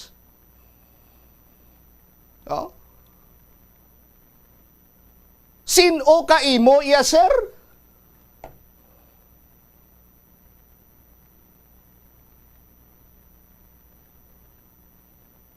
Well, nagapakita lamang nga you are nowhere near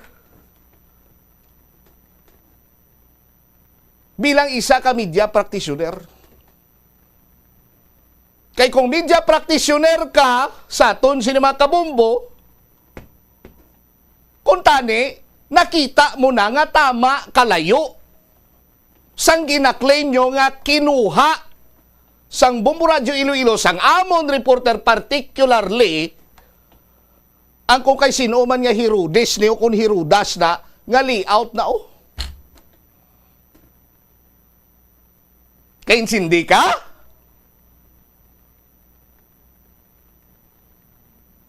Hindi ka sagad kapulok? Amo ni karon banwa ang isa sa mga hatag sang bad impression sa mga matutuod siniiya nga media practitioner.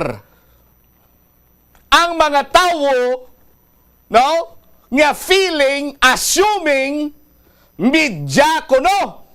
Kay kumo nagagwa sa social media, media naman sila, hots. Sounds like boots. No? Ano ang inyo sining ginagyan? No? Para nga mahambal kamo nga media man ako.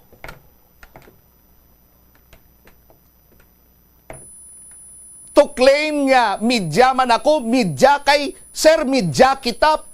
Paano ka nagmedia? Basi ang ginanamin mo, tunga nga rice, media? Ano?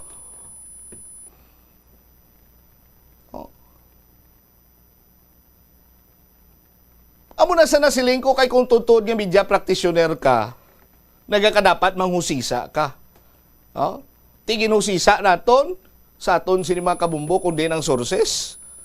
Aram lang gali isa. Aram man lang sa Google. No?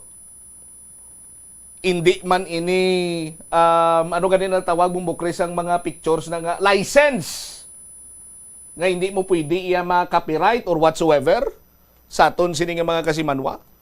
Kag every time nga kun for example hindi gid man amon picture or video ti ginabutang ginanamon ginatag ginanamon nga credit to the owner kundi nangamon sini nga source. Ang ilagan nini why na credit mention no nga pinangwa man lang pikaw. Oh.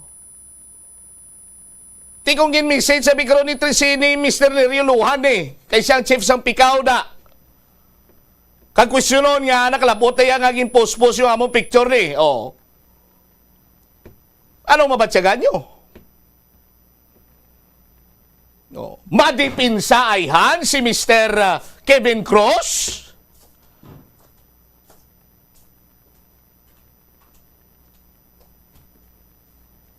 Ha? Kay kuno sa aton industriya, madamo sang nagapangwa sang picture sang iba sa aton is paano ka nalakip sa industriya sa media? Ano propesyon mo?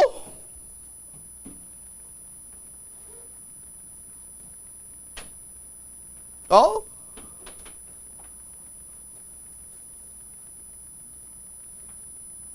Tiyan mo na. Dapat kung media practitioner ka, oh? Lantawon mo gid anay. Hindi ka magpadaso-daso kag hindi ka magpulok.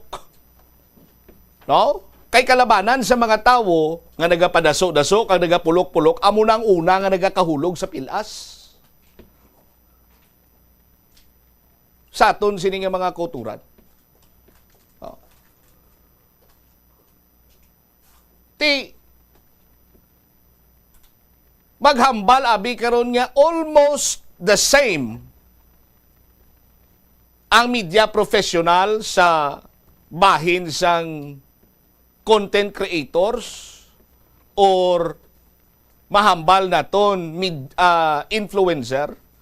Ang mga media professional naga-focus sa objective, verified information. May gina-observe kami diri iya nga ethical standards, strict ethical standards. No? Kaglabi kaglabaw sa tanan sa aton sini nga mga kabumbo. Before kami iya mag plaster gina make sure gid ina nga husto kag sa malipot nga pulo walang sabit. That is why nga nakibot kami and it is very unfair, no? Samon sini nga reporter, samon sini nga pangkabilugan diri nga gin-research man na namon. No? Gin-research man ni Bumbo Pao, gin-edit niya man. No? Tapos ang balan lang siya, akusaran lang siya nga nagapangwa sa nga material sa iban. No? Kag very irresponsible nga sahi ikaw sang amo ta? I-recognize ko pa siya kaya tingin nag-claim siya kang nag-assume sa nga media sa mo. Oh? Kay responsable na yan nga mag-huros kay mo kag mangi nagresibo ka nga explikar nyo na amo niyo? Oh. Lantawa na, samtang katawag ko, ilantawa na kay gintext ko na si mo. Gayuhom lang ako. No? Sa aton sini nga mga kabumbo. Ti hindi amo sina iya ang aktwasyon sa matutuod sini nga media professional or media practitioner. No? Bala mo kung sa matutuod ka nga media, dapat responsable ikaw. Oh? You have to check anay sa kung ano man iya ang gusto mo nga hatagan sa nagakaigo sila nga pagtamod make sure nga may diferensya or may punto ang imo siniyang reklamo, agod nga ma-call out nimong atensyon sang kung sino man nga gusto mo i-call out. No? Sa aton sini nga mga kasimanwa. So, anong purpose? Are you trying to impress someone, boy?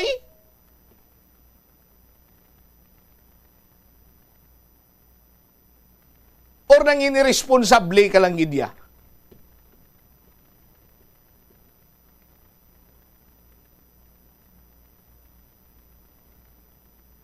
Are you someone nga kay kumo? Abi mo, midya ka na?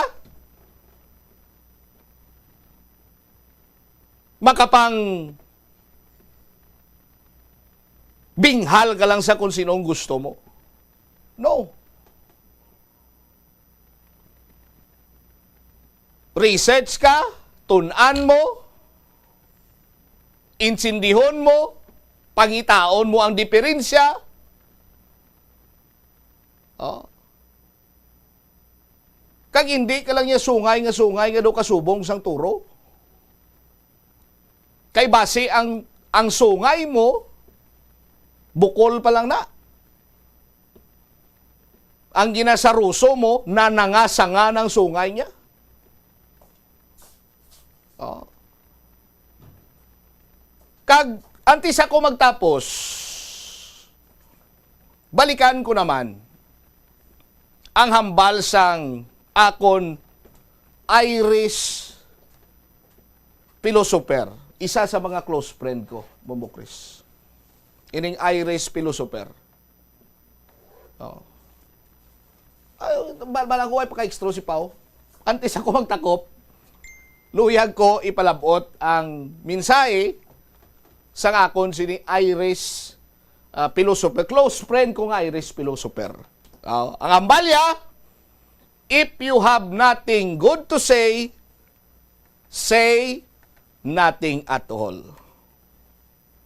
You'll say it best, Mr. Kevin, when you say nothing at all. Bombo Pao?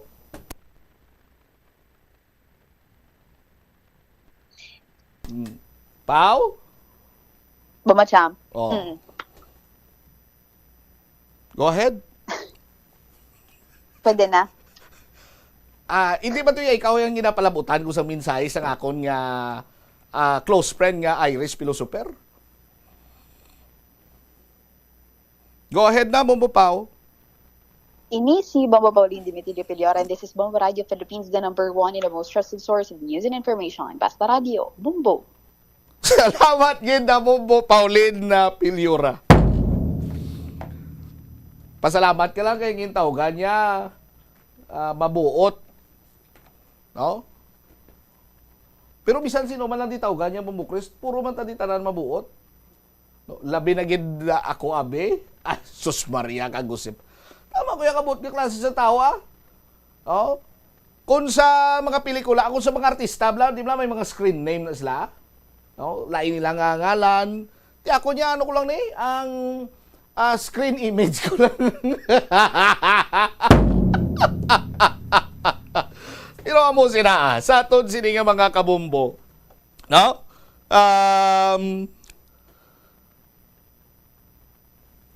May nabasahan akong isa ka masubo nga post, isa ka journalist nga naga-teach sa isa ka universidad. No? Ang iyang ginatudloan journalism, broadcasting.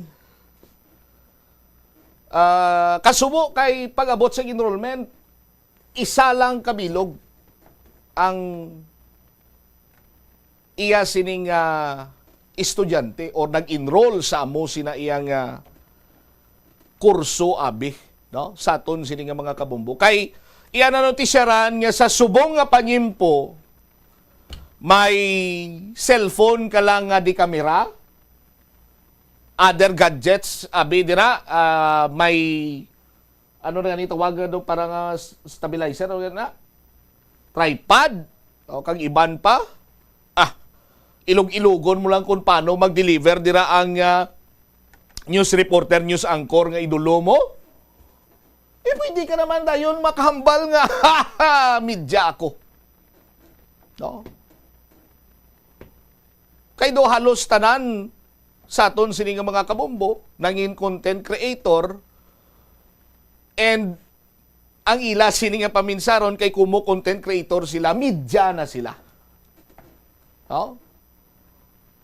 Ti sa aton sini makuturan balikan tagid sang pagrespitar kag pagtahod ang mga tawo, no, sa bahin sang media industry ngati blood, sweat, and tears man ang ila sini iya nga gin kapital, kapisan, kag responsable. That is why ngati makadeliver sila sang mga balita nga eksakto. No? Kag being a media professional, naga-require gid ina sang formal training, seminars, no? Kag nagalain-lain pagid sini iya nga mga dapat ihon nga skills. No? Para nga mangin isa ka media professional kag nagasunod pagig kita diri sang formal corporate structure nga ti pagsulod mo diri, trainee ka, patrol reporter, no? Ma-beat reporter ikaw, pag beat reporter mo ti ma-anchor ikaw, until such time nga makalabot ikaw sa pinakamataas ni iya nga posisyon kung deserve mo ba lang. No? Yan mo na diri sa Bumburadyo. No? Sa aton sinikaron niya nga mga kabumbo. Ti isa man ini sa mga nagahatag sang malain sini iya nga imahe kay kung hindi mo iya mahangpan kag maintindihan ang matutuod sini iya nga butselingon sang media, abi mong mga content creator, abing mong mga influencer, media naman sila. Why sila gani iya sang formal training, wala man sila sang mga seminars, wala man sila sang nagkuha sa mga exam, hindi man sila accredited sa kapisanan ng mga broadcaster ng Pilipinas. Tapos bala mo, media tayo mo. Media. Ay. Oh! Si Nicole, takakaroon. 42 minutos na nakaligad sa takna sininga launa.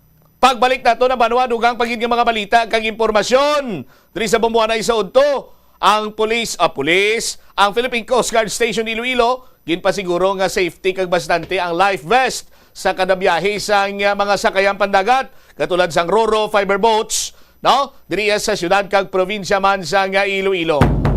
Di paano nila ni ginasikyar, paano nila mapasiguro ni? Balikan ta sa paray nga pagpalayag sa Bumbuanay sa Udto pagkatapos sa pila ka importante nga mga panumdom. Agud makalikaw sa food poisoning o kung paglain sang tiyan, sundo ng ining mga panumdom sa pagpreparar sa mga pagkaon kag ilimnon. Manghugas ang kamot kag ipabili ng katinlo antes kag pagkatapos ang paghimos.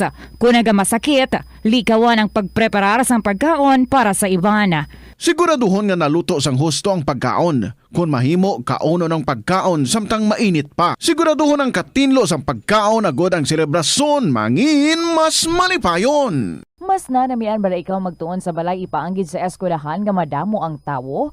Isa ka panugyan para epektibo ang pagtuon sa balay, amo ang pagpangita sa designated area agud nga matiniran kung ikaw nagasulat, nagabasa o kung nag-review. Pwede man nga lamesa sa kusina o kung sa desk sa gawa sang inyo nga balay, pero hindi gid maghigda sa imo nga katre samtang nagatuon. Ini bagod nagakatemptar gid ikaw nga magpiyong-piyong Tubtub nga dalayo na ikaw nga matulugan. Siguraduha man nga malimpyo kag organisado ang lugar nga imo ginatun-an. Ini nga pahanumdom ang ginadulong sa imo sang the #1 and most trusted radio network in the country, Bombo Radio Philippines. Basta Radio! Bombo! Kung ikaw isa ka chess lover, yaring pila ka brain benefits sa paghampang sini. Kag kung wala ka nagahampang sini, umpisahin na. Sunod sa pagtuon ng paghampang sang chess makabulig likaw sa Alzheimer's disease. The Farmers Bazaar, your traditional public market with the touch of Plazuela Dos, ang isa ka lugar nga gintukod sa tion kag sa kasagsagan sa COVID-19 pandemic nga may tinutuyo nga maghatag sa imo sang safe marketing experience. Subong nga ang COVID-19 hindi nagidman dako nga pamahog kag nagapakadto na kita sa next normal. Rest assured nga ang Farmers Bazaar will further evolve agud yung magpadayon sa paghatag sa inyo sing satisfying marketing experience. The Farmers Bazaar sa lower level tara na pahamtang ang fish, poultry kag meat section para naman sa inyo mga kinahanglanon nga prutas, utang kag iban pa, magbisita sa upper level, pinaagi sa paggamit sa hagdanan o kon sa pagkadto direkta sa parking lot. The Farmers Bazaar, your traditional public market with the touch of Plazuela Dos. Biso nga wala mo man ginagamit. Halimbawa, ang balayran mo na wala para nga makalantaw ikaw sang movies. Pero sa tuod lang, wala naman ikaw tiyempo nga maglantaw sini. Hapos lang libatan ang bulanan nga mga subscription sa streaming services kag mobile apps. Kag wala ka lang nakadipara, ma-charge na ini sa imo nga bank account bisan nga wala mo man regular nga ginagamit. I-review gid ang imo nga ginagastuhan sa mga charges kaangay sini. Kag ikonsiderar man ang pagkanselar sa mga hindi kinahanglanon nga mga subscriptions agod nga mas magamit mo ang imo kwarta sa mas kinahanglanon nga mga butang. Ini nga pahanumdom ang ginadulong sa imo sang the #1 and most trusted radio network in the country, Bombo Radio Philippines. Basta Radio! Bombo! Yari ang mga simple nga paagi agon makakinot sang tubig. Magpamunyag lang sang tanom kon ginakinahanglan kag nagakadapat. Magtala na sang adlaw kag oras sang pagpamunyag sa mga tanom kag sundon ini. Bunyagan sa makaisa lang ang mga tanom sa sinang adlaw. Antes maglas 9 sa aga ang mas nagakabagay nga oras sa pagpamunyag agod nga mas makapanalupsop ini sa mga gamot kag mangin available sa bilog nga adlaw. Nagasala ka bala sa imo nga tulunan kag daw hindi ka makahibalo kung ano ang imo nga unahon? Kung magtuon ikaw, siguraduhang anay nga nakakaon ikaw sang maayo, agud nga maka-function ang imo nga utok.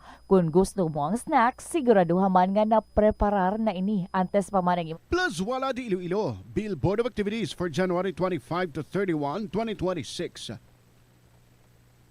Rock and a wide variety of your favorite songs will once again be yours sa uling Sabado sang bulan, Enero 31. Kaupo ng Valhalla Band sa concert at the Plaza, blasting of alas 6 ang gabi. Sa tion sa musical show, napulo ka mga matahom nga Plazuela de Iloilo, special edition mugs kag madamo pangaiban ang igaparafol sa mga suki sang Plazuela de Iloilo. Sa Pebrero 1, Domingo, ginaagdang tanan nga mangin kabahin sa Eucharistic celebration nga pagkahiwaton sa El Puente or the Bridge sa among adlaw alas 11 sang aga. Sa tion sang Holy Mass, ipangamuyo naton sa Ginoo nga iyatandugon ang kasing-kasing sa mga tawo nga involved sa anomalous flood control projects nga pamatian ang panawagan angot sa restitution. Plazuela de Iloilo, we remain to be one with you in the common hope for a better community and a progressive country in 2026. Ikaw sa pagkuti sang imo nga pagkaon kag ma-distract ikaw sa imo nga tulunan. Siguraduhan man nga tapos na ang imo nga olobrahon sa sulod sang balay para nga makalikaw sa interruption kag para sigurado naman nga maka-relax ikaw kung matapos mo na ang pag-review. Ini nga pahanumdom ang ginadulong sa imo sang the #1 and most trusted radio network in the country, Bombo Radio Philippines. Basta Radio!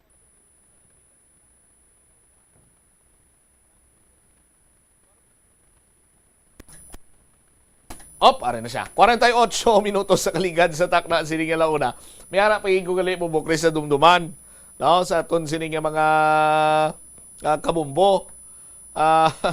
agayuhom lang ko na pirmi, no, sa aton sini nga mga kuturan nga kung manutisyaran nyo ang mga media professional, nagapakilala lang sila during sang official nila nga trabaho. For example, may mga reports, may mga press conference, no? Sa aton sining mga kabombo kay TSOP na parehas diri sa Bombo Radio. Kung ara sa mga kung may issue nga question sa press conference, good afternoon, good morning, good evening. Bombo Cham, Hover from Bombo Radio Iloilo. Dumamo sila, no? Pero kung manutisyaran nyo ang mamatuntun sini nga media professional, never na sila yang nga nagabrag kung diin man sila nga istasyon. No? Why na sila na siling sa bumbo ko, sa amo ko ning istasyon, sa amo ko ning. No? Hindi maging siling nga ano, pero daw halos hindi gani magpakilala kung casual man lang nga mga pagkilitanay or pero ang iba niya, sus Maria kagusip. Si ano ko niya? Si amo ko niya? No, midya ko Oh. Di mo lang matimingan ng ara ko eh. Masikon. Hindi ko kapugong itikon takabla. Anyway, sikat nga Ilonggo designer, serbihan sa warrant of arrest kag inisya ang yaran ang karon sa kustudiya sa Lapas Police Station number 2. Si Bombo Brian Gonzales may follow-up report. Bombo Brian, please go ahead. Na corner na sa Iloilo Mobile Force sa company Bombo Champ ang fashion designer nga si Jet Salcedo, no, matapos ang close monitoring sa pagpagwa na sang warrant of arrest sa Regional Trial Court Branch 38 no sang January 2026 no. Bombo Champ ining si Jet Salcedo, no, isa ka Ilonggo fashion designer nga halin sa Iloilo City, kagati nagatubang suno sa aton nga mga otoridad sa 10 counts of cyber libel case no, matapos nga makitaan sa Iloilo City Prosecutor's Office nga may probable cause no, sa reklamo nung gin-file sang isa ka complainant batok sa iya, no. Ang ginaugatan sa no, mga Facebook posts nga ginakabig nung nagalapan sa libel laws kaga nagapakita sa personal nga pagdaot ko na pagkaguba sa nasambitan iya nga taga-reklamo Bombo Champ kagati na pakigangutan naton dinino kagaina, no, ining officer in charge sa Iloilo City Police Station 2 dra sa maya area sa napasad in, no, na corner sa Iloilo Mobile Force iyang nagpatigayon sa pagserbe no sang warrant of arrest sa natungdan Bombo Champ, pero tungod no dra na ang pinakamalapit nga police station naging pahayag ni Police Captain G. Malacuesta, no, nga dra ginadala patigayunan sa mga procedures, no, booking procedures ang nasambitan iya nga persona Bombo Champ ginakuhaan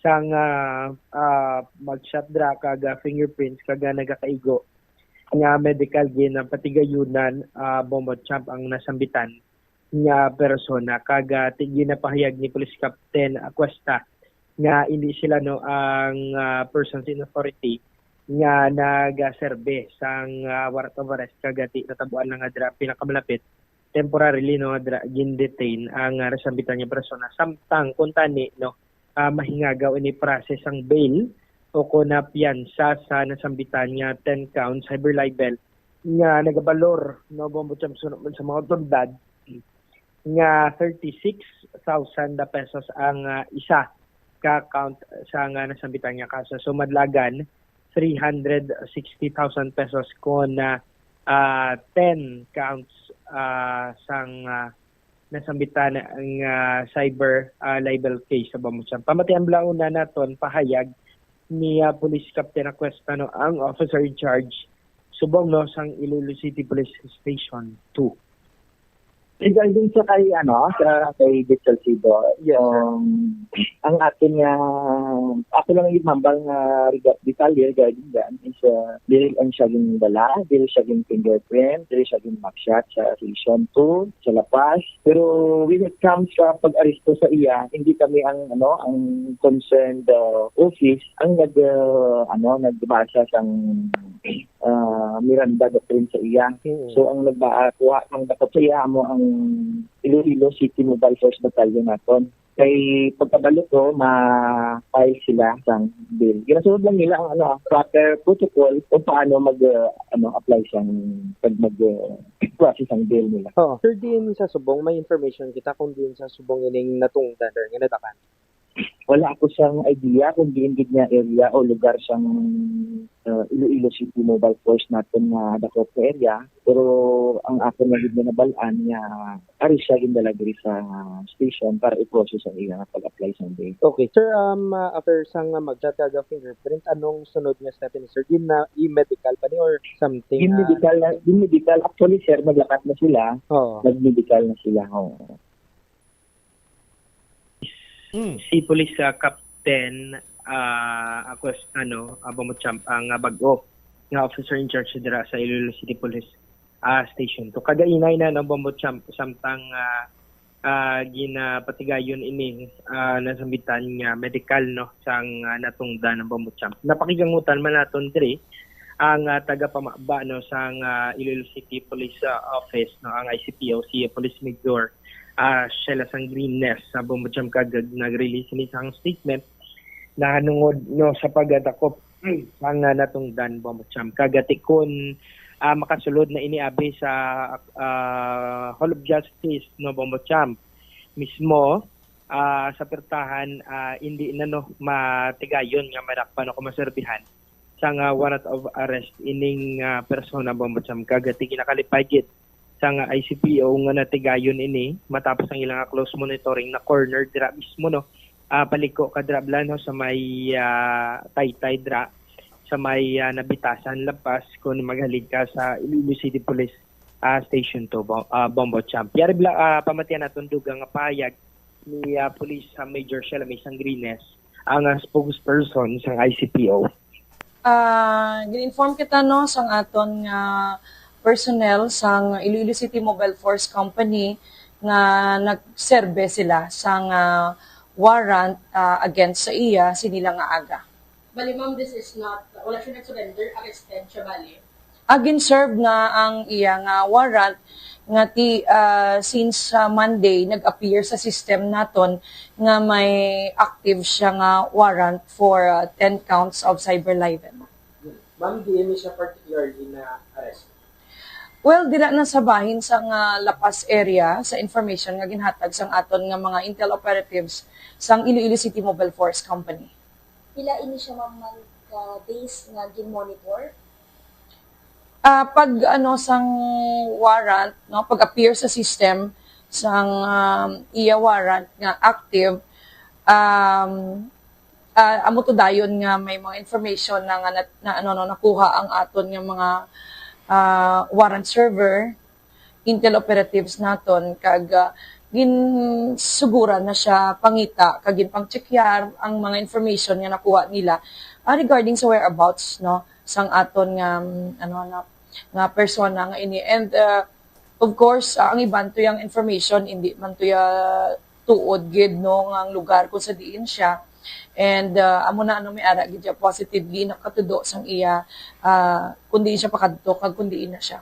Ma'am, anong status ng operation ni service of warrant in man or surrender kay according sa kay Jet mismo nag-post sa 10 minutes ago nga may active siya nga warrant. So sa bahin sang kapulisan, this is a service of warrant kay may active siya nga warrant. How true ma'am nga gin-corner, gin-man siya or na-corner siya sa mobile force? According sang aton personnel nga nagserbe sang iya warrant, na monitor naman siya nga daan mo kag nalabot gid kagina sa part sang lapas. And Fortunately, kabalo man sila nga they have to submit voluntarily. So, wala man nangin problema dayon ang sa iya, pag-serve sa warrant sa iya. So, And amo nang agin dala na siya dayon. Agin process, booking procedures, kag of course, apisar na may warrant siya, may ara sa presensya sa iya counsel, he is also entitled man nga mag-avail sa iya mga rights, no, especially in posting bail.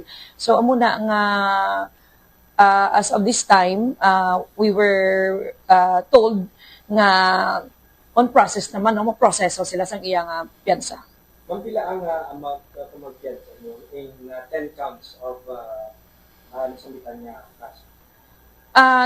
Ang nakabutang sa warrant niya is 10 counts, kag every count, ang piyansa is naka-fix sa 36,000.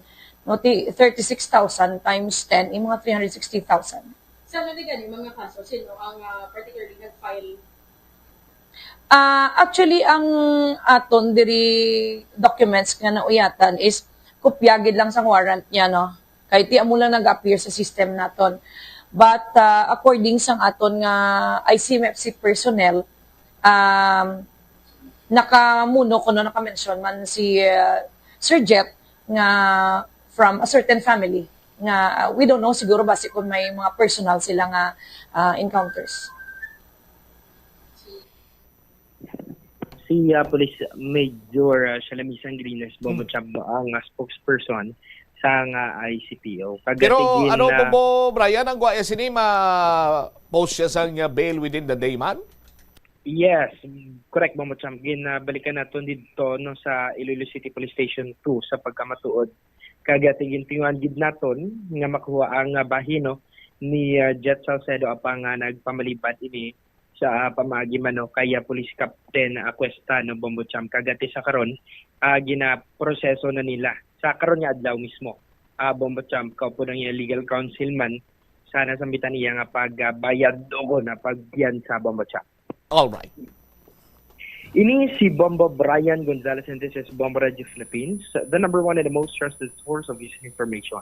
Basta Radio, Bombo! Salamat kid na Bombo Brian Gonzalez sa imo siniiyang follow-up report. Standby na sa kapon lamang program, kaupo naman sa kay Tita Regine. Si Bombo Chama Blanco Vergabilin sa imo, sang mananay nga hapon, may God bless us all. Para sa the number one and most trusted source of news and information, ang Bombo Radio Philippines, Basta Radio, Bombo! Yari ang mga household level fire safety measures nga dapat tandaan agud makalikaw sa sunog sa balay. Hindi magbutang o kung magtipon sang flammable substance o kung chemical nga makatugas ang sunog sa kusina o kung sa sulod sang balay. Ipalayo man sa mga kabataan ang pospro kag lighters. Patya ang kalayo kag baga matapos ang pagluto sa kusina. Siguraduhon nga wala nagasungaw kag pirmi limpyuhan ang mga kerosene kag gas stoves. Tandaan, ang paglikaw sa sunog sa sulod sa balay, responsibilidad sang bilog nga pamilya. Ang kalibutan ginakabugusan sang 71% sang tubig o kun kadagatan. Kag ang kadagatan nagabulig sa pagtugas sang tubig nga aton mainom kag hangin nga aton ginahaklo.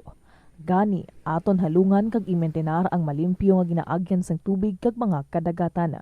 Sa masunod nga mga pamaagi, magpartisipar sa mga organisasyon o kan clean up events, likawan ang paghaboy sa mga basura kung sa diin lang. Buhinan ang paggamit sa mga single-use plastic, hindi pag-i-flush o kung ihulog sa mga lababo ang mga basura sa panimalay, kaangay sang plastic straw, auto fluids, kag mga grasa. Kadagatan proteksyonan, kag limpyuhan. Ini nga pahanumdom ang ginadulong sa imo sang the number one and most trusted radio network in the country, Bombo Radio Philippines. Basta Radio, Bombo! Hindi lamang sa jeans o kuntugas ang katigulangon ang rason sang hair loss o kung pagkaunot sang buhok. Natukiban sang health expert sa South Korea nga ang hair loss ang tuga sang environmental factors. Sa bugos nga kalibutan, nagalabot sa 4.2 million ang nagakapatay bangod sa outdoor air pollution suno sa World Health Organization.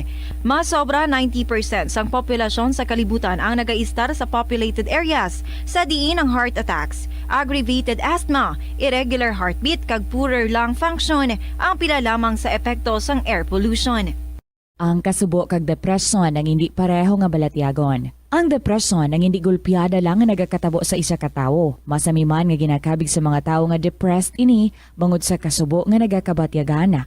Ang kasubo, temporaryo lang nga nagakabatyagan sang tawo kag masami nagadugay sang pilalang kaadlaw. Samtang, makabig naman nga nag-experience ikaw sang depresyon kung masobre na sa 3 ka bulan nga nagabatyag ikaw sang kasubo. Importante nga mahibaluan ang mga naga-trigger sa nga mga balatyagon, agud nga mahibaluan. The Farmers Bazaar, your traditional public market with the touch of Plazuela Dos, ang isa ka lugar nga gintukod sa tion kag sa kasagsagan sa COVID-19 pandemic nga may tinutuyo nga maghatag sa imo sang safe marketing experience. Subong nga ang COVID-19 hindi na gid man dako nga pamahog kag nagapakadto na kita sa next normal. Rest assured nga ang Farmers Bazaar will further evolve agud nga magpadayon sa paghatag sa inyo sing satisfying marketing experience. The Farmers Bazaar sa lower level tara na pahamtang ang fish, poultry kag meat section para naman sa inyo mga kinahanglanon nga prutas, utang kag iban pa, magbisita sa upper level, pinaagi sa paggamit sa hagdanan o kon sa pagkadto direkta sa parking lot. The Farmers Bazaar, your traditional public market with the touch of Plazuela Dos. Sa pagbugtaw mo sa aga, cold baladayon nga tubig ang imo ginainom? Ay, dali lang, wait a minute. Para sa ininit. Suno kay Dr. Deborah Weatherspoon, isa ka advanced practice nurse, mas maayo nga mag-inom sang alabaab nga tubig sa aga. Paathag ni Weatherspoon, iniya nagabulig sa lawas nga magpagwa sang toxins kag naga-improve sang imo blood circulation. Sa mga babayi, ang pag-inom sang alabaab nga tubig ay nagabulig man kung ikaw nagasuprer sang period cramps. Hindi ako Kada 39 segundo, may isa ka tawo nga nagakabiktima bangod sa paggamit sang computer. 8 ka milyon sa kada tuig ang ginaatake sang hacker. Likawan ang mangin isa sa biktima, mangin mahinalungon sa mga ginapanghatag nga impormasyon, protektahan ang kaugalingon, paggamit sang internet pasangkaron. Ini nga pahanumdom ang ginadulong sa imo sang the #1 and most trusted radio network in the country, Bombo Radio Philippines. Plazuela de Iloilo, Billboard of Activities for January 25 to 31, 2026. Rock and a wide variety of your favorite songs will once again be yours sa uling Sabado sang bulan, Enero 31. Kaupo ng Valhalla Band sa concert at the Plaza, blasting of alas 6 ang gabi. Sa tion sa musical show, napuno ka mga matahom nga Plazuela de Iloilo, special edition mugs kag madamo pangaiban ang igaparafol sa mga suki sang Plazuela de Iloilo. Sa Pebrero 1, Domingo, ginaagdang tanan nga mangin kabahin sang Eucharistic celebration nga pagkahiwaton sa El Puente or the Bridge sa mga adlaw alas 11 sang aga. Sa tion sang Holy Mass, ipangamuyo naton sa Ginoo nga iyatandugon ang kasing-kasing sa mga tawo nga involved sa anomalous flood control projects nga pamatian ang panawagan angot sa restitution. Plazuela de Iloilo, we remain to be one with you in the common hope for a better community and a progressive country in 2026. Ano ba ang dapat tandaan sa tion nga magbiyahe agod mangin hassle-free ang bakasyon? Yari ang pila ka mga tips. Una, i-check ang health kag travel alert sa napili nga mga lugar.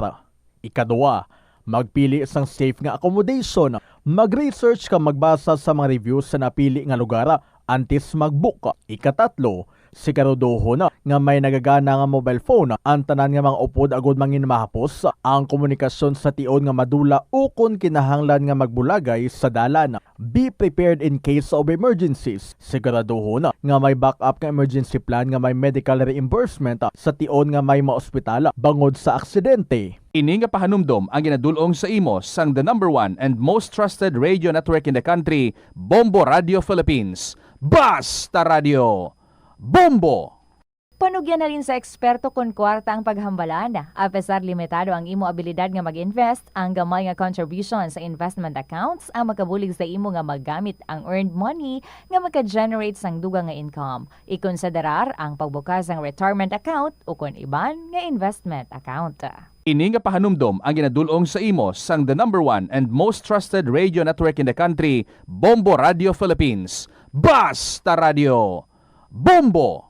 Yari ang mga simpleng nga paagi agod makakinot sang tubig. Tinguba ang mga lalabahan kag tinguba man ang pagpanglaba. Ang pagpanglaba sang isa ka bes sa isa ka semana ang nagakinot sang naglabot sa 50 litro sang tubig. Kung nagagamit sang washing machine, iset ini sa mas manubo nga wash cycle. Makakinot ka na sa tubig, makakinot ka pa sa enerhiya. Nga ginadubilian ang illegal nga droga. Makamamatay. Ang nagagamit sang shabu posible mapatay tungod sa cardiac arrest o kung hindi gani tungod sa drug overdose. Makaguba sang lawas. Makadulot ini sang pagkaguba sang kidney o kung pag-angkon sang hepatitis. Posible man nga malatnan sang acquired immune deficiency syndrome o kung AIDS. Maglikaw sa illegal nga droga para sa matawhay kag malinong nga komunidad kag pamilya. Yari ang mga simple nga paagi agod makakinot sang tubig. Kaayuha ang mga taga sa tubo o kon hose. Hindi tanan nga taga sa mahapos kagilayon nga makita tungod ang mga tubo o kon hose ang nakalubong sa duta o kon semento nga bahin sang balay. Kung magsigi ang mga tagas nga ini, mahimo nga magalabot sa 10,000 ka litro sang tubig ang mausik sa isa ka tuig. Maggamit sang leak detection tool o kon magkonsulta sa mga eksperto kung may pagpangduwa-duwa nga may tagas sa mga tubo sang tubig agod ini gilayon nga makaayo. Wala sang adlaw nga ginapili ang mga aksidente. Gani ari ang mga tips nga dapat tandaan sa tion nga nagamaneho. Una, regular nga i-check ang kondisyon sa salakyan, lakip diri ang tire pressure, bastante nga oil kag brake fluid, kag ang side mirror ang dapat nga yara sa insakto nga anggulo. Siguraduhon nga hugot pa ang mga breakers kag matinlo ang air filter. Ikaduha, mag-seatbelt apisar malapit lang ang kaduan. Ikatatlo, mag-signal sa tion nga nagaliko. I-on ang signal light kung ikaw ang yara sa ginabanta 300 katapaka halin sa imo likuan. Ito ang Bombo Radio Philippines. Fully digitalized. Numero 1 sa balita, komentaryo, drama at serbisyo publiko. Bombo Radio Philippines. Bombo Radio Philippines. Unmatched. Number 1 and most trusted source of news and information. Basta Radio Bombo! Mayong hapon sa tanan. Good afternoon good sa inyo mga kabombo. This is Tita Regine para sa kahapon lamang program on a beautiful Wednesday, January 28, 2026. Nagahinga pos ang mga inadlaw para sa bulan sang Enero. Kumusta naman ang mga January goals ninyo? 90%? Or siguro, no, kuhang-kuha na, ox na.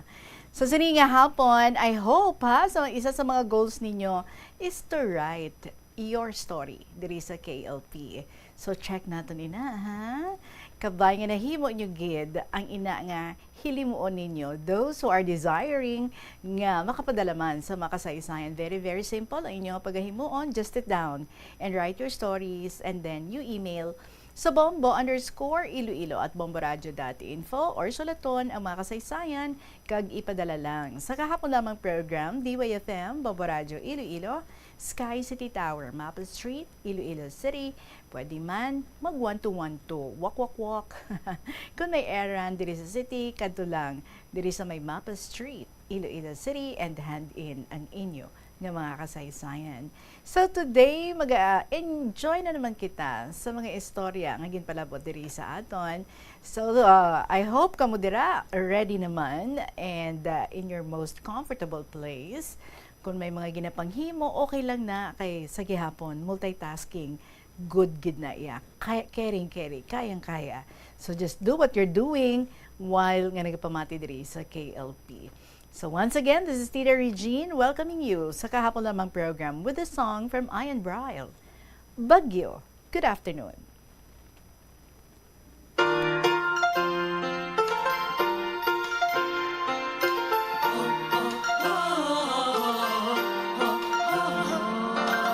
Kapag ikaw ay nalulungkot sa iyong pangarap na di mo maabot ako, bigyang-biga na ang iyong loob at ang damdamin mo'y pagod.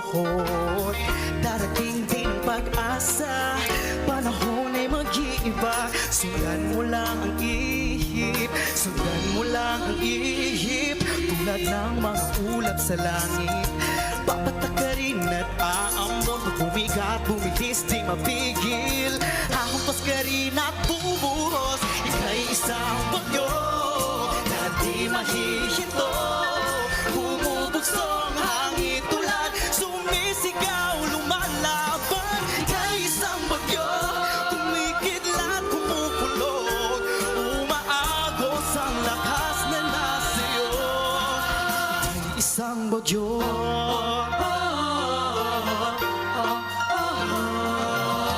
Kapag ikaw ay nangangamba sa buhay mong baka nga patungo sa wala, loob mo ay may dalang kaba, ang dami di makahinga. Asang may sasigip sa'yo, panahoy kaibigan mo. Sundan mo lang ang ihip, sundan mo lang ang ihip. Tulad ng mga ulap sa langit, papatakarin at aambot. Bumigat, bumilis, di mapigil. Hahampas ka rin at bubuhos. Ika'y isang bagyo na di mahihinto. Bumubugsong hangin tulad, sumisigaw, lumalaban. Ika'y isang bagyo, kumikidlat, kumukulot. Umaagos ang lakas na nasiyo. Ika'y isang bagyo, pag ang mundo'y pasan at ka'y nahihirapan. Tuwing alas sa langit, tunugutin iyong tapang. Oh,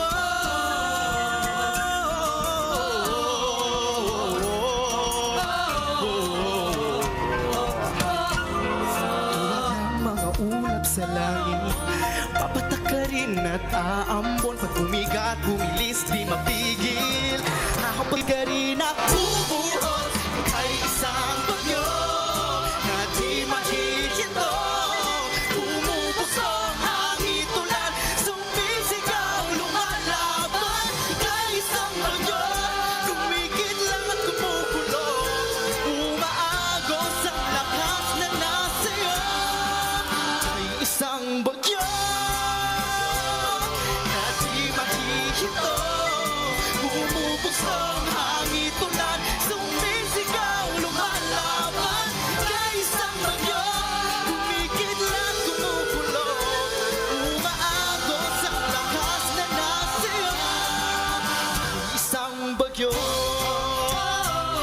bagyo. Ika'y isang bagyo. Bagyo! Manakabaskog ang dating mo daw bagyo. Good afternoon sa liwat. 15 minutos na makaligid ang tak ng alas 2 sa hapon. Hello sa aton dira. Nga mga bago lang nag-join, welcome diri sa kahapon lamang program. Nag-start pa lang kita sa pagbasa sa mga kasaysayan. And today, ang una naton nga i-share, amo ning padala diri sa aton, isa ka binalaybay. Wow, anagasagad man kita sa pagbinalaybay or naga-learn ako sa pagbinalaybay mangod sa mga ginapalabot diri, no? Ang mga istorya ginapaagi sa binalaybay. This is from Dr. Jerry Daclod regarding Dinagyang 2026. Umpisahan ta.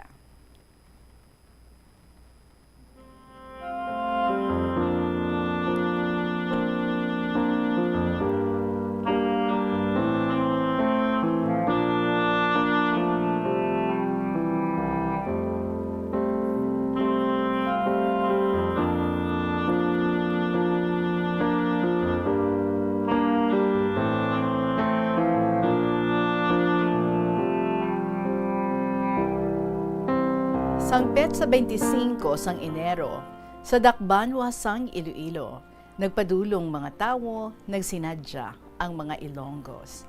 Pasidungog kag debosyon na tuon kay Senyor Santo Niño naton, simbahan kag mga katawhan, ginboylugan sang tanan. Dinagyang kung tawgon ang yadto nga selebrasyon, tawo nagsadsad, nagsinaot, sa dalanon wala na naglibot.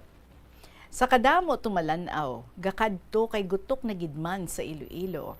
Ang sini nga paghiwat dinagyang, 3 ka judging areas na lang. Katapos ang tribo, nagpaminta duag itong dalag o kunpula, mga tambor, naglinagumba, todo sininggitan pa nila. Viva Señor Santo Niño, halabira, singgit sang mga tao. Nagsugod tapos ang misa, tubtub lampas tungang gabi na. Sa tion sang pagkinasadya, halos tanan nagkido-kido kag entra. Madamo naglantaw, mga turista, madamo man halin sa uma. Dakbanwa wala na namulak bandireta sang soft drinks o alak nga nagadugang duag selebrasyon, duna nga kultura, ilong-ilonganon. Kay madamo kuno ang basura, kundi tani, dinagyang wala na, para gasto kagahod wala naman, wala sila obra, matawhay patanan. Madawa kita sa nagtinda, lampas pakadto sa sports complex sa La Paz. Ilimnon kag mga kalanunon, labi sang 3 kakagabihon. Ako nakita, nagbaha ang ilimnon sa madamo nga mga karsadahon. Wala nakalambot hapon, iya hubog na bilog o kun lapad mga botelya. Sa dalan madamo sa gihapon, mga balaklon kag mga pagkaon. Abi ko subong pangapuhi pigado sang dinagyang kwarta madamo. Nagkadto pangayaw mga switik, nadakpan sila sang maabtik. Ilagin kimpit pitaka sang iban, biktima na bawi ang sinikwitan. Mga jeepney drivers na kayuhom, puno kag naglibot sila dayon. Mga taxis dili man magpaulihi, madali natakas ila boundary. Linakat gihapon mga tawo, nangita pwesto nga maayo. Nakasigding matuod ang iban sa tunog na gidlang. Iba nagbakal ticket sa entablado, bisan malahalon pa yadto. Wala na sila kapanaog dayon, ginagwanta, ila palangihion. Adlaw sang dinagya nga ato, hangaway kagkatapo mga tribo, gapisik hatag kinaadman kagusog sa kay Santo Niño, nila pasidungog. Tumalanaw, madamo sa gihapon, bisan nga social media gamit naton. Wala na nagkadto sa Dakbanwa, Iloilo, kay ayawan sila lakat, kag magasto. Mga kabataan, nagkalagdula sa kagutok. Mga nanay, nagtanga, halabira, nawili sa mga linagabong. Bata, pangitaon, iban, naghilibion. May nagsadsad, hasta nagabihan. Santo Niño, wala na dumduman sang iban. Maayo pa si San Miguel, ilagin tayhong. Sa kabayo nga pula, sila nagpanakayon. Tubtub na tapos ang dinagyang, ilimnon wala gid naghaganhagan. Iban kuno nangalipay, dinagyang sila, nagampo kagro sila sa druga. Bisan patuyang mga kalabanan, linaptas ang sagbot na buhinan. Putos ang dulce kag pagkaon man, plastik ila na haboy sa basurahan. Tawo nangalipay sang dinagyang, nakasulod sa pensar nila, ayhan, dinagyang pasidungog kay Santo Niño nga patron sang mga Ilonggo. Napabilin bala nila sa ulo paghidait, sa kaugalingon ukon lamang nasangit, sa mga linagumba kinaon kag ilimnon, bugos ayhan ang ila debosyon. Sa akon kubos nga pananawan, sa pagkadto kag lantaw sang dinagyang, bisan pa sa radyo na mati lamang sa laptop o kon cellphone nakitaan. Dinagyang nga selebrasyon, nakita kag nabatyagan ila debosyon sa kay Señor Santo Niño, pagyaob, tumandok kag pangayaw tawo. Sa nagpasakop mga tribo dinagyang, panugyan, tun-an tema kag balasihan. Hindi nga lumpat, dalagan kag singgit lang, ipasunod pasundayag para mahangpan.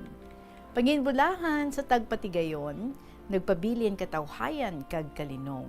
Mga responders nga handa tabang sa mga nipilasan ukon talabangan. Sa pagsinggit, Viva Señor Santo Niño, sa lubos pagyaob sa mga tao. Kabay, mahal nga Señor Santo Niño, ipabilin mo grasya sa mga Ilonggo. Ginsulat ni Dr. Jerry Daclod Biuna. Madamo nga salamat sa imo, sir. Sa imo naman nga binalaybay about your observations sa dinagyang 2026. May mga windows no for improvement and we can still do so much para nga mapanami pagid, mapatahong pagid ang ato nga celebration sang dinagyang yearly celebration.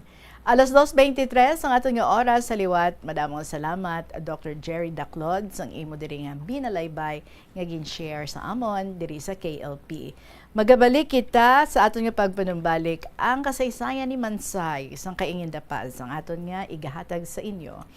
Sa gihapon, this is Tita Regine and this is KLP. Magapanumbalik kita pagkatapos ng pila ka mga importante nga mga pahibalo. Paano ipabilin nga matinlo ang ginakaon nga mga prutas kag utan? Dapat nga regular ang paghugas ng kamot nga may habon sa sulod sang 20 segundos bag-o kag pagkatapos mag-uyat sang anuman nga butang.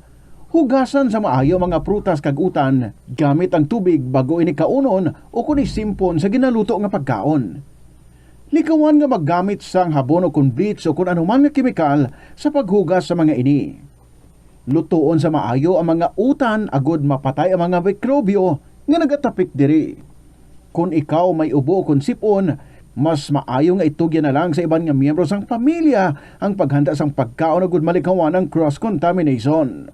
Ini nga pahanumdom ang ginadulong sa imo sang the number 1 and most trusted radio network in the country. Kay ari na ang sulat ni Mansay sang kaingin La Paz. Dearest Tita Regine.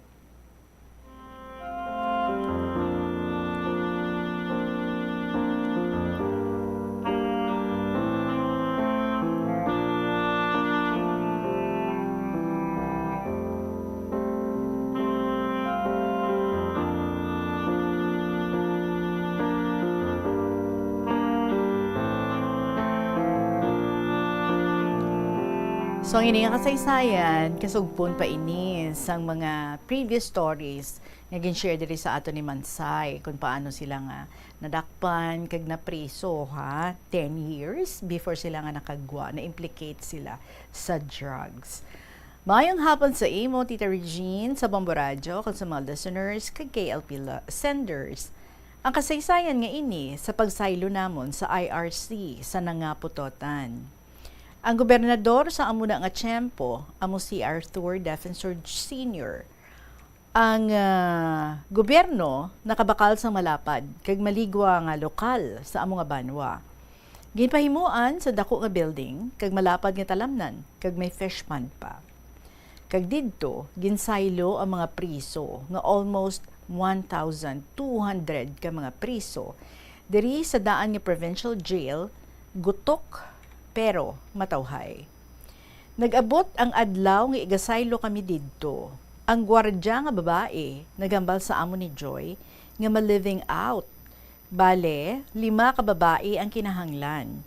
Ako, si Joy, si Maria Fe, si Vilma, kag si Femia. Sa lalaki, 6 ka tawo, manugluto sang kanon kag utan nga inaugurasyon. Sa ngulihi, ginsaylo ang priso. Ang ginsakyan, pulo ka salakyan. Ang ideya, sa isa ka salakyan, 20 ka priso. Hindi matapos sa isa ka adlaw ang pagsaylo. Ang ginhimo, una nga lakat, convoy nga gwardya. Sunod ang 20 ka priso. Amo ina ang ila ideya, hasta nga matapos hakot. Kami nagaluto sang pagkaon. Ang obra namon kun aga, bugtaw kami, mga alauna sa aga. Nagahimos ang hotdog, itlog, nga tama kadamo. Kung pila ang priso, amuman ang lutuon namon. Magabot ang isda, kinapukaw kami ni ma'am sa paghugas ng isda. Okay lang kung hindi bangros, kaya hindi mabudlay ang paghimos. Pero kung bangros, tama ka budlay. Kay budlay maglimpyo. Kun udto utan, kag kun hapon isda. Tapos sina, maabot ang pagrasyon sang pamahaw. Ginabutangan kanon sa ibabaw sang lamesa nga semento. Ang rasyon, tag isa ka cup nga kanon, isa ka itlog. Kun udto, kanon kag utan. Kun gabi, hotdog. Abi Tita Regine, kun magrasyon nga bag-usukad ang kanon, puwerte ka init. Nagakalapos ang kamot ko kag siko. Sang lihi, hindi na makadala sang kap nga ginatakal. Hindi na makadala. Sang ulihi, hindi na makadala sang kap nga ginatakal. Kung kaisa, ako galuto sang bihon o kung dinuguan. Hindi ako kalabot. Ang ideya ko, gasaka ako sa ibabaw sang lutuan. Dira ako kakita sang dalwasi nga puwerte kadako. Kag luwag nga puwerte man kadako, Tita Regine. Kag puwerte kalaba, do 1 ka metros ang kalabaon. Silo sa living out nga lalaki, sila ang gatigang.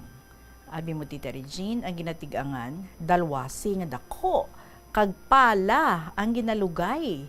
Kung kaisa, baho aso, kag wala taklob. Wala mahimo, kay priso lang kami.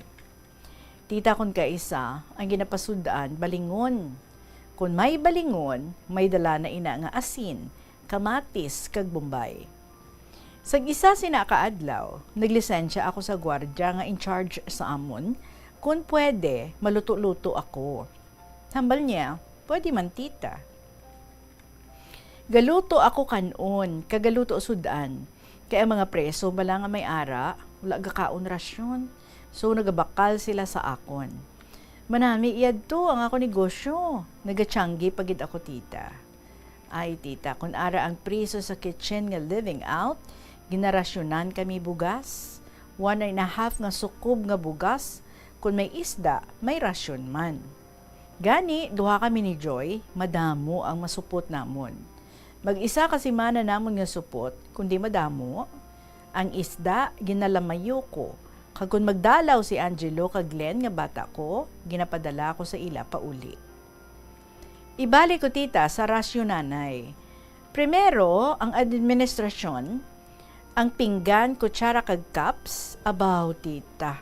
Kami pa ang gatipon, kag manarapos ang lamesa, kag manghugas pinggan. Tita Regine, hindi kami katapos hugas sa pamahaw, ara naman ang panyaga.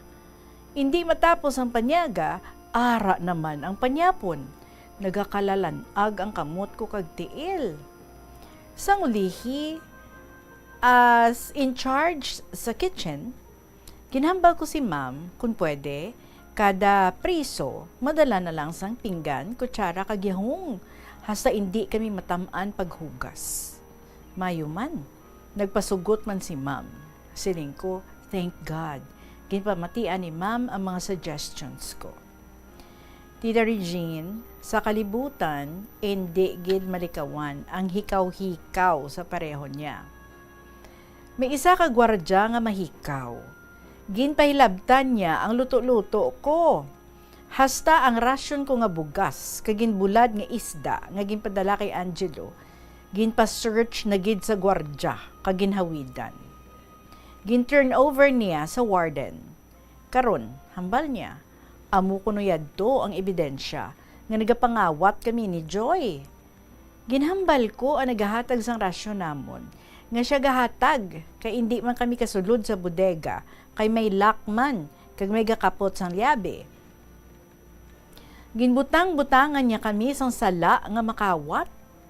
Sang adlaw nga ato, dayon kami ni Joy pasakaon sa women's cell. Upod ni Joy, wala nila ginhulat ang in-charge nga gwardya nga nagpa-living out sa amon. Dali-dali kami himos kag magsaka.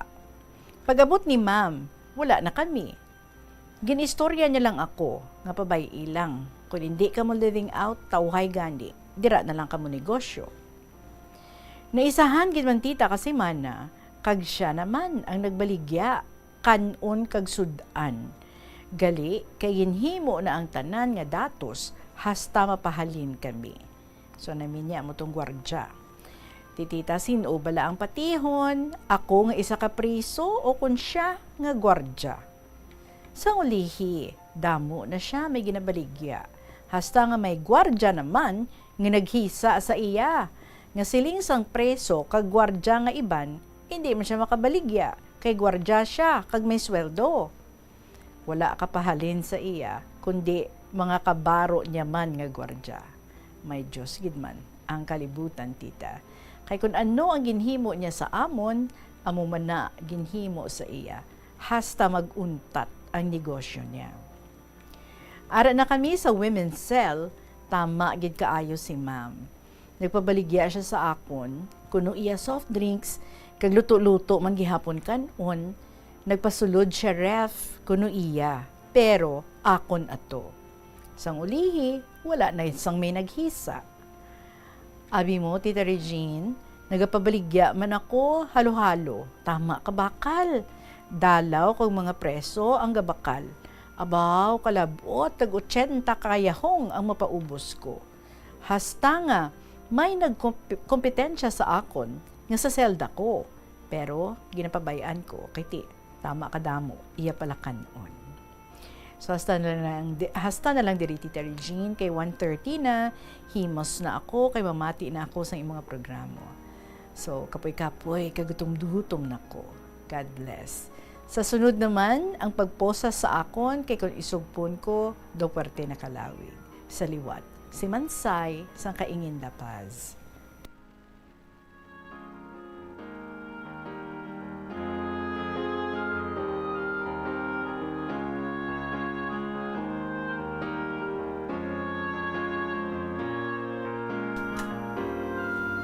Mansay, so amo na dagali ang nagakalatabo sa sulod sa presuhan.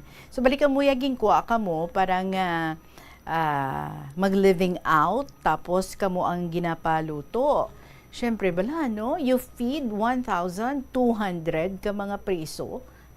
Ano ka budlay tapos 5 lang kamo kabilog and then kamo pagali ang manghugas. Ti baso, pinggan, kutsara, 1,200. May pamahaw, may panyaga, may panyapon. Do ano ka budlay, no? But it is good. Nga nagsuggest ikaw, what if ang mga preso padalo na lang sa ila kaugalingon nga baso, pinggan, kag ilang nga kutsara. That way, hindi na kamo manghugas. So sila na lang, no? Tapos nila kaon, sila naman lang. Masighugas naman lang sila. That's a good idea. And then, ang hisa-hisa, siling mo, no? Wow, hisa-hisa is everywhere. But sige lang, dapat kabalugin kita, no? Mag-respond sa mga amusina ng mga butang. What goes around, comes around. Do karmagid ang natabo. Kung ano ang ginhimo sa imo, sa tao nga ato, amo man to ang ginhimo sa iban nga tao sa iya. Hay nako. 2:35 ang aton nga oras. Salamat gid Mansay for the sharing. Ay mo gin hatag sa amon sa sininga hapon kay paaboton naton ang next mo pagid nga iga-istorya diri sa aton kung paano kasiling mo nga ginpusasan. Ginpusasan ka gid. Alright. Sige. Sige hapon parte pa ini no sang iya experience sang sila ang ginpreso. 2:35 ang aton nga oras. Mga panumbalik kita with the letter naman ni Ningne sang Lambunaw sa pagbalik sang kahapon lamang program. Kadungan sang pagtigulang, nagataas man ang risgo sang vitamin deficiencies nga nagatugas sang physical kag emotional changes. Santo sa isa ka scientific study, ang B vitamins ang importante agod nga mag-function ang body cells nga nagabulig sa metabolism, paghimo sang bago nga blood cells, kag nagabulig sa pag-maintain sang healthy skin cells, brain cells, kag body tissues. Magluwa sa supplements, lakip sa mga pagkaon nga bastante sa vitamins sa moang karne, whole grains, prutas, gatas, cheese kag mga ulutanon. Nagabulig sa paglikaw sa nanuhay tuay nga balatian ang simple nga pagkaon sang citrus fruits kaangay sang pomelo nga puno sang powerful immune boosting antioxidant. Ang pomelo ang puno man sang lycopene, isa ka anti-inflammatory, anti-aging antioxidant nga nagapanami sang supat. Ang duga naman sang panit kag dahon sang pomelo ang natukiban nga makapatay sang cancer cells kag nagapalikaw sa paglapta sini sandig sa test tube studies. Yari ang mga importante kag praktikal nga mga pamaagi agud makakinot sang tubig. Sa kusina, magamit sang yahong ukon labador sa paghugas sang mga ulutanon ukon prutas. Magdesignar sang baso ukon water bottle agud gamiton sa bilog nga adlaw agud indi magsigi panghugas sini kada matapos ang pag-inom. Kung aksidente nga may nahulog nga ice ukon yelo, indi ini pag-ihaboy. Sa baylo, ibutang ini sa mga masitera sang tanom. Kung may bilin man nga yelo o kung tubig sa baso nga ginimnan, tipunon anay ini sa balde agud ibunyag sa mga tanom antes hugasan. Paano ba lamang kalikaw sa aksidente sa dalan? Yari mga tips nga dapat tandaan sa tion nga nagamaneho. Una, likawan ang masaming nga pagsaylo sang linya. Ang swerving o kung pagsaylo sang lane sa isa ka delikado nga maneuver nga masami ginatunaan sang bunggo anay. Kung himuon ini, siguraduhon nga may bastante ang oras kag espasyo. Ikaduha, i-check ang blind spots. I-check ang mirrors kung clear ang alagyan. Magbalikid o kung maglantaw sa nagaagi sa ibang nga anggulo, agod makasigurado nga maathag ang alagyan. Nakita sa sulat ni Ningne sa Lambunaw, Dear Tita Regine. Have a blessed afternoon to all staff and members of this station, especially to you and whole family circle. Also sa tanan nga mga letter senders, sa mga avid listeners of this program. Subong man sa mga kaapuhan ko, sa mga umagad ko, kag sa mga balayi, nga kundiin nag-avid listeners na gid sila, pagka maananda nga nagasulat ako. Also to all who greet me as their fellow senior citizen. Hello, Lolo Amparing, Lolo Dencio, Lolo Abraham, student mom of Lambunaw, and to all. Hindi ta ko maisa-isa kay kaduro-duro, basta tanan-tanan Sa naglikad ng mga tinuig, masako outing namon ka mga bata. Masami kami nag-overnight sa mga beaches. Duro nga mga lugar ginaagto na namon.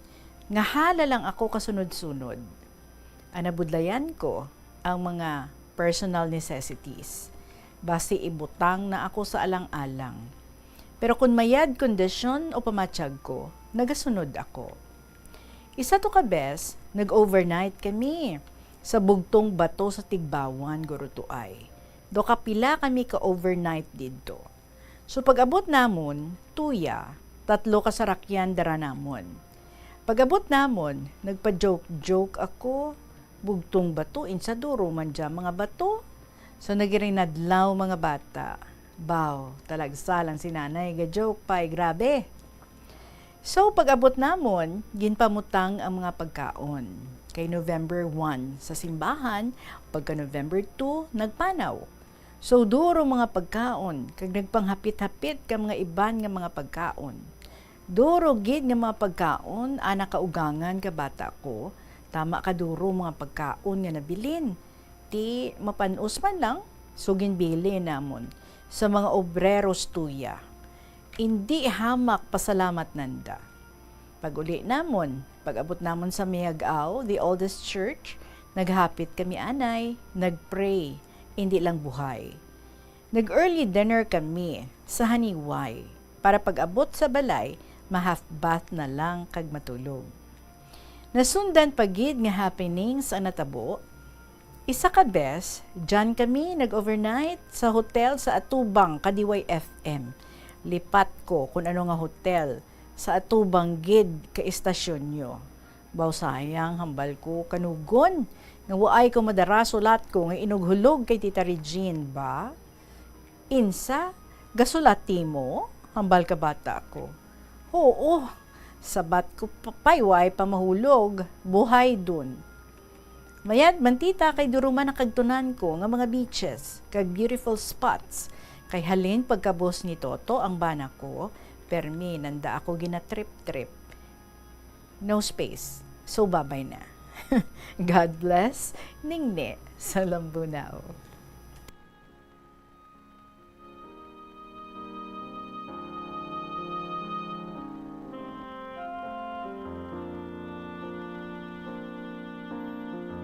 Cute niya si Ningne, no? So, kung ano lang yung malambutan is ang iyang papel.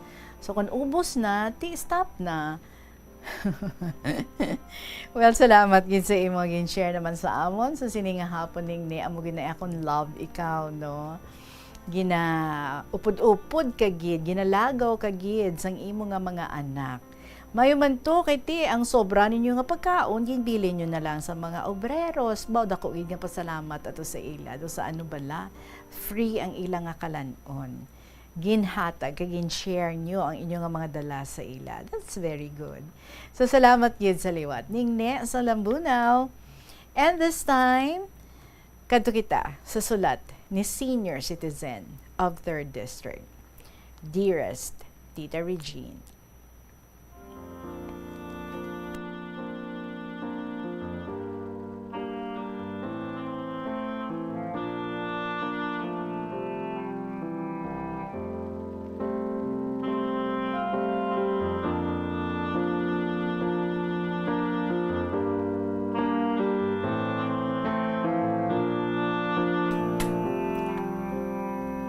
A very fruitful and inspiring day for me, Tita Reg. Nga nakasiling ako sa amo sini. Una, first day of classes namon nga mga catechists ang amon parokya. There are four of us ang gindelegate ni Father nga mag-eskwela sa WCC or Weekend Catechetical Course sa Santa Maria. So every Saturday lang ini kag matapos ini in 1 year time. Opening salvo gid, kag gin-orient lang kami sang amon nga priest coordinator. Pero first thing namon in the morning is to attend the liturgy of the Mass. Tama sa amon kadamo, siguro masobra kami 150 to 200 mga retirees kag mga professionals kalabanan. May ara man college graduate, undergraduate, kag may mga youths, kag 2 sisters. Feeling ko man nga ma-enjoy ko gid ining mga activities namon for the whole year. Medyo mabudlay gawa para sa akon mag-travel kay senior na ako kay nahadlok gid ako magsakay sa motorcycle. Pero suling ko, si Lord na bahala mag-take care sa amon sang nephew ko man nga catechist. May motorsiklo siya, kaga-share lang kami sa gatong or gasoline. Ginbuyan kami ni Father R, alas 12. Bado binulad kami sa init. Kakapoy gid mag-angkas, pang-uyat sa motor. Siling ko sa nephew ko, madretso kita dito sa may uton sa mall kay manyaga kita. Dito no, sang manok nga may unlimited rice. Wow, tuod ka to, ambal niya. Huod, siling ko, akong taya. Balaan ko gid, kapoy ikaw ka drive. Sa samtang nagakaon kami, sige istorya namon. Hasta nga nabukaran ang pagsulat ko sa KLP. Hambal ko, ikaw man, sulat ka bala kay kadamo sang pinagdaanan mo sa buhay. Siling niya, sige to, pag-ready na ako, kag may time na. Gin-share ko sa iya ang recorded ko nga story, Monday mo ginbasa kag Friday. 2 letters in 1 week. Sige ka unamon sa manamit nga manok kag unlimited rice. Sige man pamati niya sang story nga gin-record ko sa cellphone. Aba, tuod ka tito, amo ni sulat mo pati sa aton activity sa church kag evangelization sa mga barangays. Wow, kanami gid tito, madaog gid ikaw kadya. Siya Tita Reg, lay minister, kag member man sa Legion of Mary Apostolate. 10 years sa isa ka organization sa church, parte ka sa God mag-story about sa Bible. Very deep pa sang sa akon ng iya nahibaluan. Amo man ina siguro ang rason nga nagkatinguha man ako mag-alam sa paghangop sa mga gospel stories. Matuod di Tita Reg, sa dalayon namon nga tuon, Bible Apostolate, nasupot gid ang akong learnings about sa Bible. Dugangan pag Tita Reg, nga nagka-catechist kami, kag sometimes nag-observe man ko sa klase niya. Abaw kanami gid. Nasadyahan gid ang principal sa amon banding kay kanami kuno sa amon. Very excited and eager sa amon nga pag-teach. Tapos namon kaon, nagpauli na kami. Angkas naman sa motor niya kay siling ko, makaabot pa ako sini isang interview sa winner ni Tita Reg. Tama gid ang abot ko, nagahinga po sang interview mo, kag namati ako sang paglawag mo naman sang bago nga winner. Never expect gid ako nga ako gali ang imo ginlawag. Hala siling ko, nagdaog ang sulat ko. Tama gid hambal ni JR, muna ngalan sang nephew ko. Nag-chat ako agad sa imo Tita Reg asking which of my 2 letters ang ginbasa mo which of my 2 letters ang ginbasa mo sang Monday or Friday. Ay sige muna nga na-inspire gid ako for this day. Amo na gani ang grasya ni Lord hindi mapaktan kung saan umagaabot. Maging mapinasalamaton man kita sa gamay kag dako nga mga blessings. Para iya sa akon gina-appreciate ko gid na Tita Reg. Ginasulat ko naman ini ang bago nga letter kay para madala ko na lang mag-interview ako sa Sabado. Ma-ask permission lang ako kay Ma'am namon Sheila. Importante manini para sa akon. Do ano bala nga ako nagid ang mahambal on air. Personal ko nagid, hindi na sulat. Sa tuod lang nasadyahan gid ako sang buhay senior citizen. Pag gusto ka kung ano oras ka matulog kag magbugtaw sa aga. Your wish is your command gid, Tita Reg.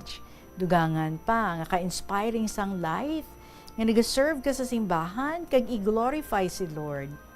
Nakita ko na gid ang happiness sa akong life. Wala man ako sinuptan nga kwarta, pero happy man ako sa kabuhi ko. Wala kontra, wala pangakig, stress, kag kun ano pa dira nga mga unpleasant feelings. Hindi man perfect ang kabuhi ko, apang nagapaninguha gid para sa pagkaon sang aton kalag. Sa tuod lang, damo gid ang nagasubaybay sang akon mga letters. Bumasigsukna lang sila sa akon, nabatian ko letter mo. Te sige mayo man kay nakabati ka. Ang kabuhi naton is not like always a bed of roses, nga nami lang pirmi, kundi kun kaisa like man sang roller coaster. Sometimes you're up, sometimes you're down. Amo inaan natabo sa results sang bar exam sang akon nephew. He did not make it, pero may ara pa man sa sunod Accept it without regrets. Ang pagbuot lang ni Lord. Ayhan, gina-challenge lang kita kag we must be very strong enough to accept failures. Acceptance is a virtue, Tita Reg. Better luck next time na lang. So, hasta na lang anay diri.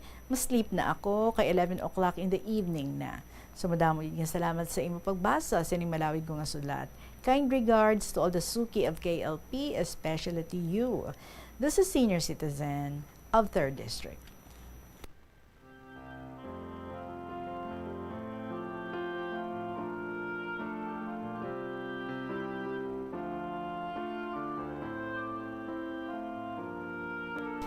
I am very happy para sa imo, Senior Citizen, bilang isa ka retiree. Wow, your time is your own. Pag gusto ka na, no? Ano oras ka mabugtaw, ano oras ka makaon, din ka makadto, anong imo next na himuon, kagkanami gid, no? In your free time, gin-devote mo ina sa pagserbisyo sa Ginoo. Nami gid na that you found your joy and happiness upod sa pagpanglakaton mo sa aton nga Diyos. So, continue doing what you're doing and salamat kang ginapang share mo man ang inaang mga ginaagyan mo diri sa kahapon lamang program. Salamat, Gid. 50 minutos makaligad ang takna nga alas 2 sa hapon. Magabalik ang KLP pagkatapos ang pila ka mga importante nga mga pahibalo. Ang climate change, magamit sang bag nga pwede magamit sang liwat-liwat agud mabuhinan ang plastic bag nga ginahaboy, bangod ini nagatugas ang greenhouse gases. Ikaduha, hindi masumi magamit sang computer. Kung 4 ka oras lamang sa isa ka adlaw ang imo nga paggamit sang computer, makabuhing ka na sang carbon dioxide emission nga 83%. Ikatatlo, kung malapit man lang imo nga kaladuan, mas maayo nga maglakat o kung magsakay na lang sa bike, magluwas sa makakinot ka na, mabuhinan pang polusyon nga nagatugas ang climate change. May kilala ka bala nga mga bata nga mahilig sa video games? May isa naman diri ka poem sa aton si Lola Amparing. Actually, part ni siya sa iyang story, but sang pagbasa natin sa story nga ato, way tanan, no? Nadiretsuhan ang ining poem niya. But this afternoon, ihatag ta ini. So, ginapang amat-amat pa lang. Parang wala kita utang sa kay Lola Amparing. Gina-record niya nga daan kung pila ng iya. Ginapang sulat diri. Kung pila na ang nabasa natin. Kung wala pa mabasa. Mayong hapon sa imo, Lola Amparing. So, ari ang iyang poem para sa aton. May tigulo ang balahura ang matahimik.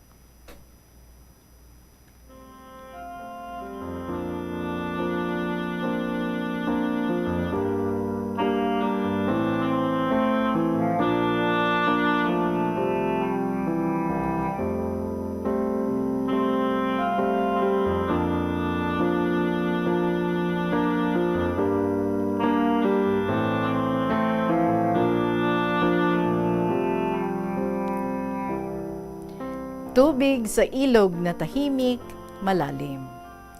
Tubig na maingay, mababaw. Ang taong madaldal, kulang sa gawa. Taong matahimik, may mabuting gawa. Huwag kang manalig sa taong daldal ng daldal, bunga ng kainggitan. Dahil sa iyong kabutihan, taong kaunting salita ngunit maaasahan, laging handa kung kinakailangan. Huwag ibuhos ang paniniwala sa balahura. Karaniwan, maraming salita, kulang sa awa. Taong madaldal, karaniwan may kayabangan. Ugaliin na huwag kaagad manalig sa taong balahura. Ang mga taong matahimik, madaling puntahan. Kaya dapat paniwalaan ang mga taong matahimik kaysa balahura. Madaling makamtan ang kinakailangan. May mga taong di tinatanong, maraming salita sa taong kaharap. Malawak daw ang niyugan sa lupang malawak, ngunit ang totoo ay wala namang bunga. Bago ka maniwala sa taong paladaldal, iisipin ng mabuti kung may katotohanan o kasinungalingan ang daldal. Upang maiwasan ang gulong madatnan, pakinggan ang sinasalita kung may katotohanan o baka kasinungalingan. Kung maaari, iwasan ang taong balahura. Balang araw, ikaw pa ang dahilan ng kaguluhan.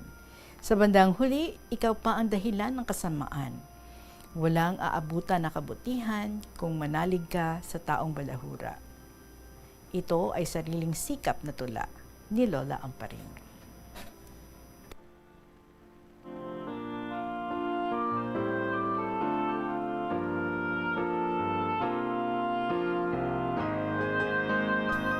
Lola Amparing, salamat sa ining poem. Well, hindi tapagid, no?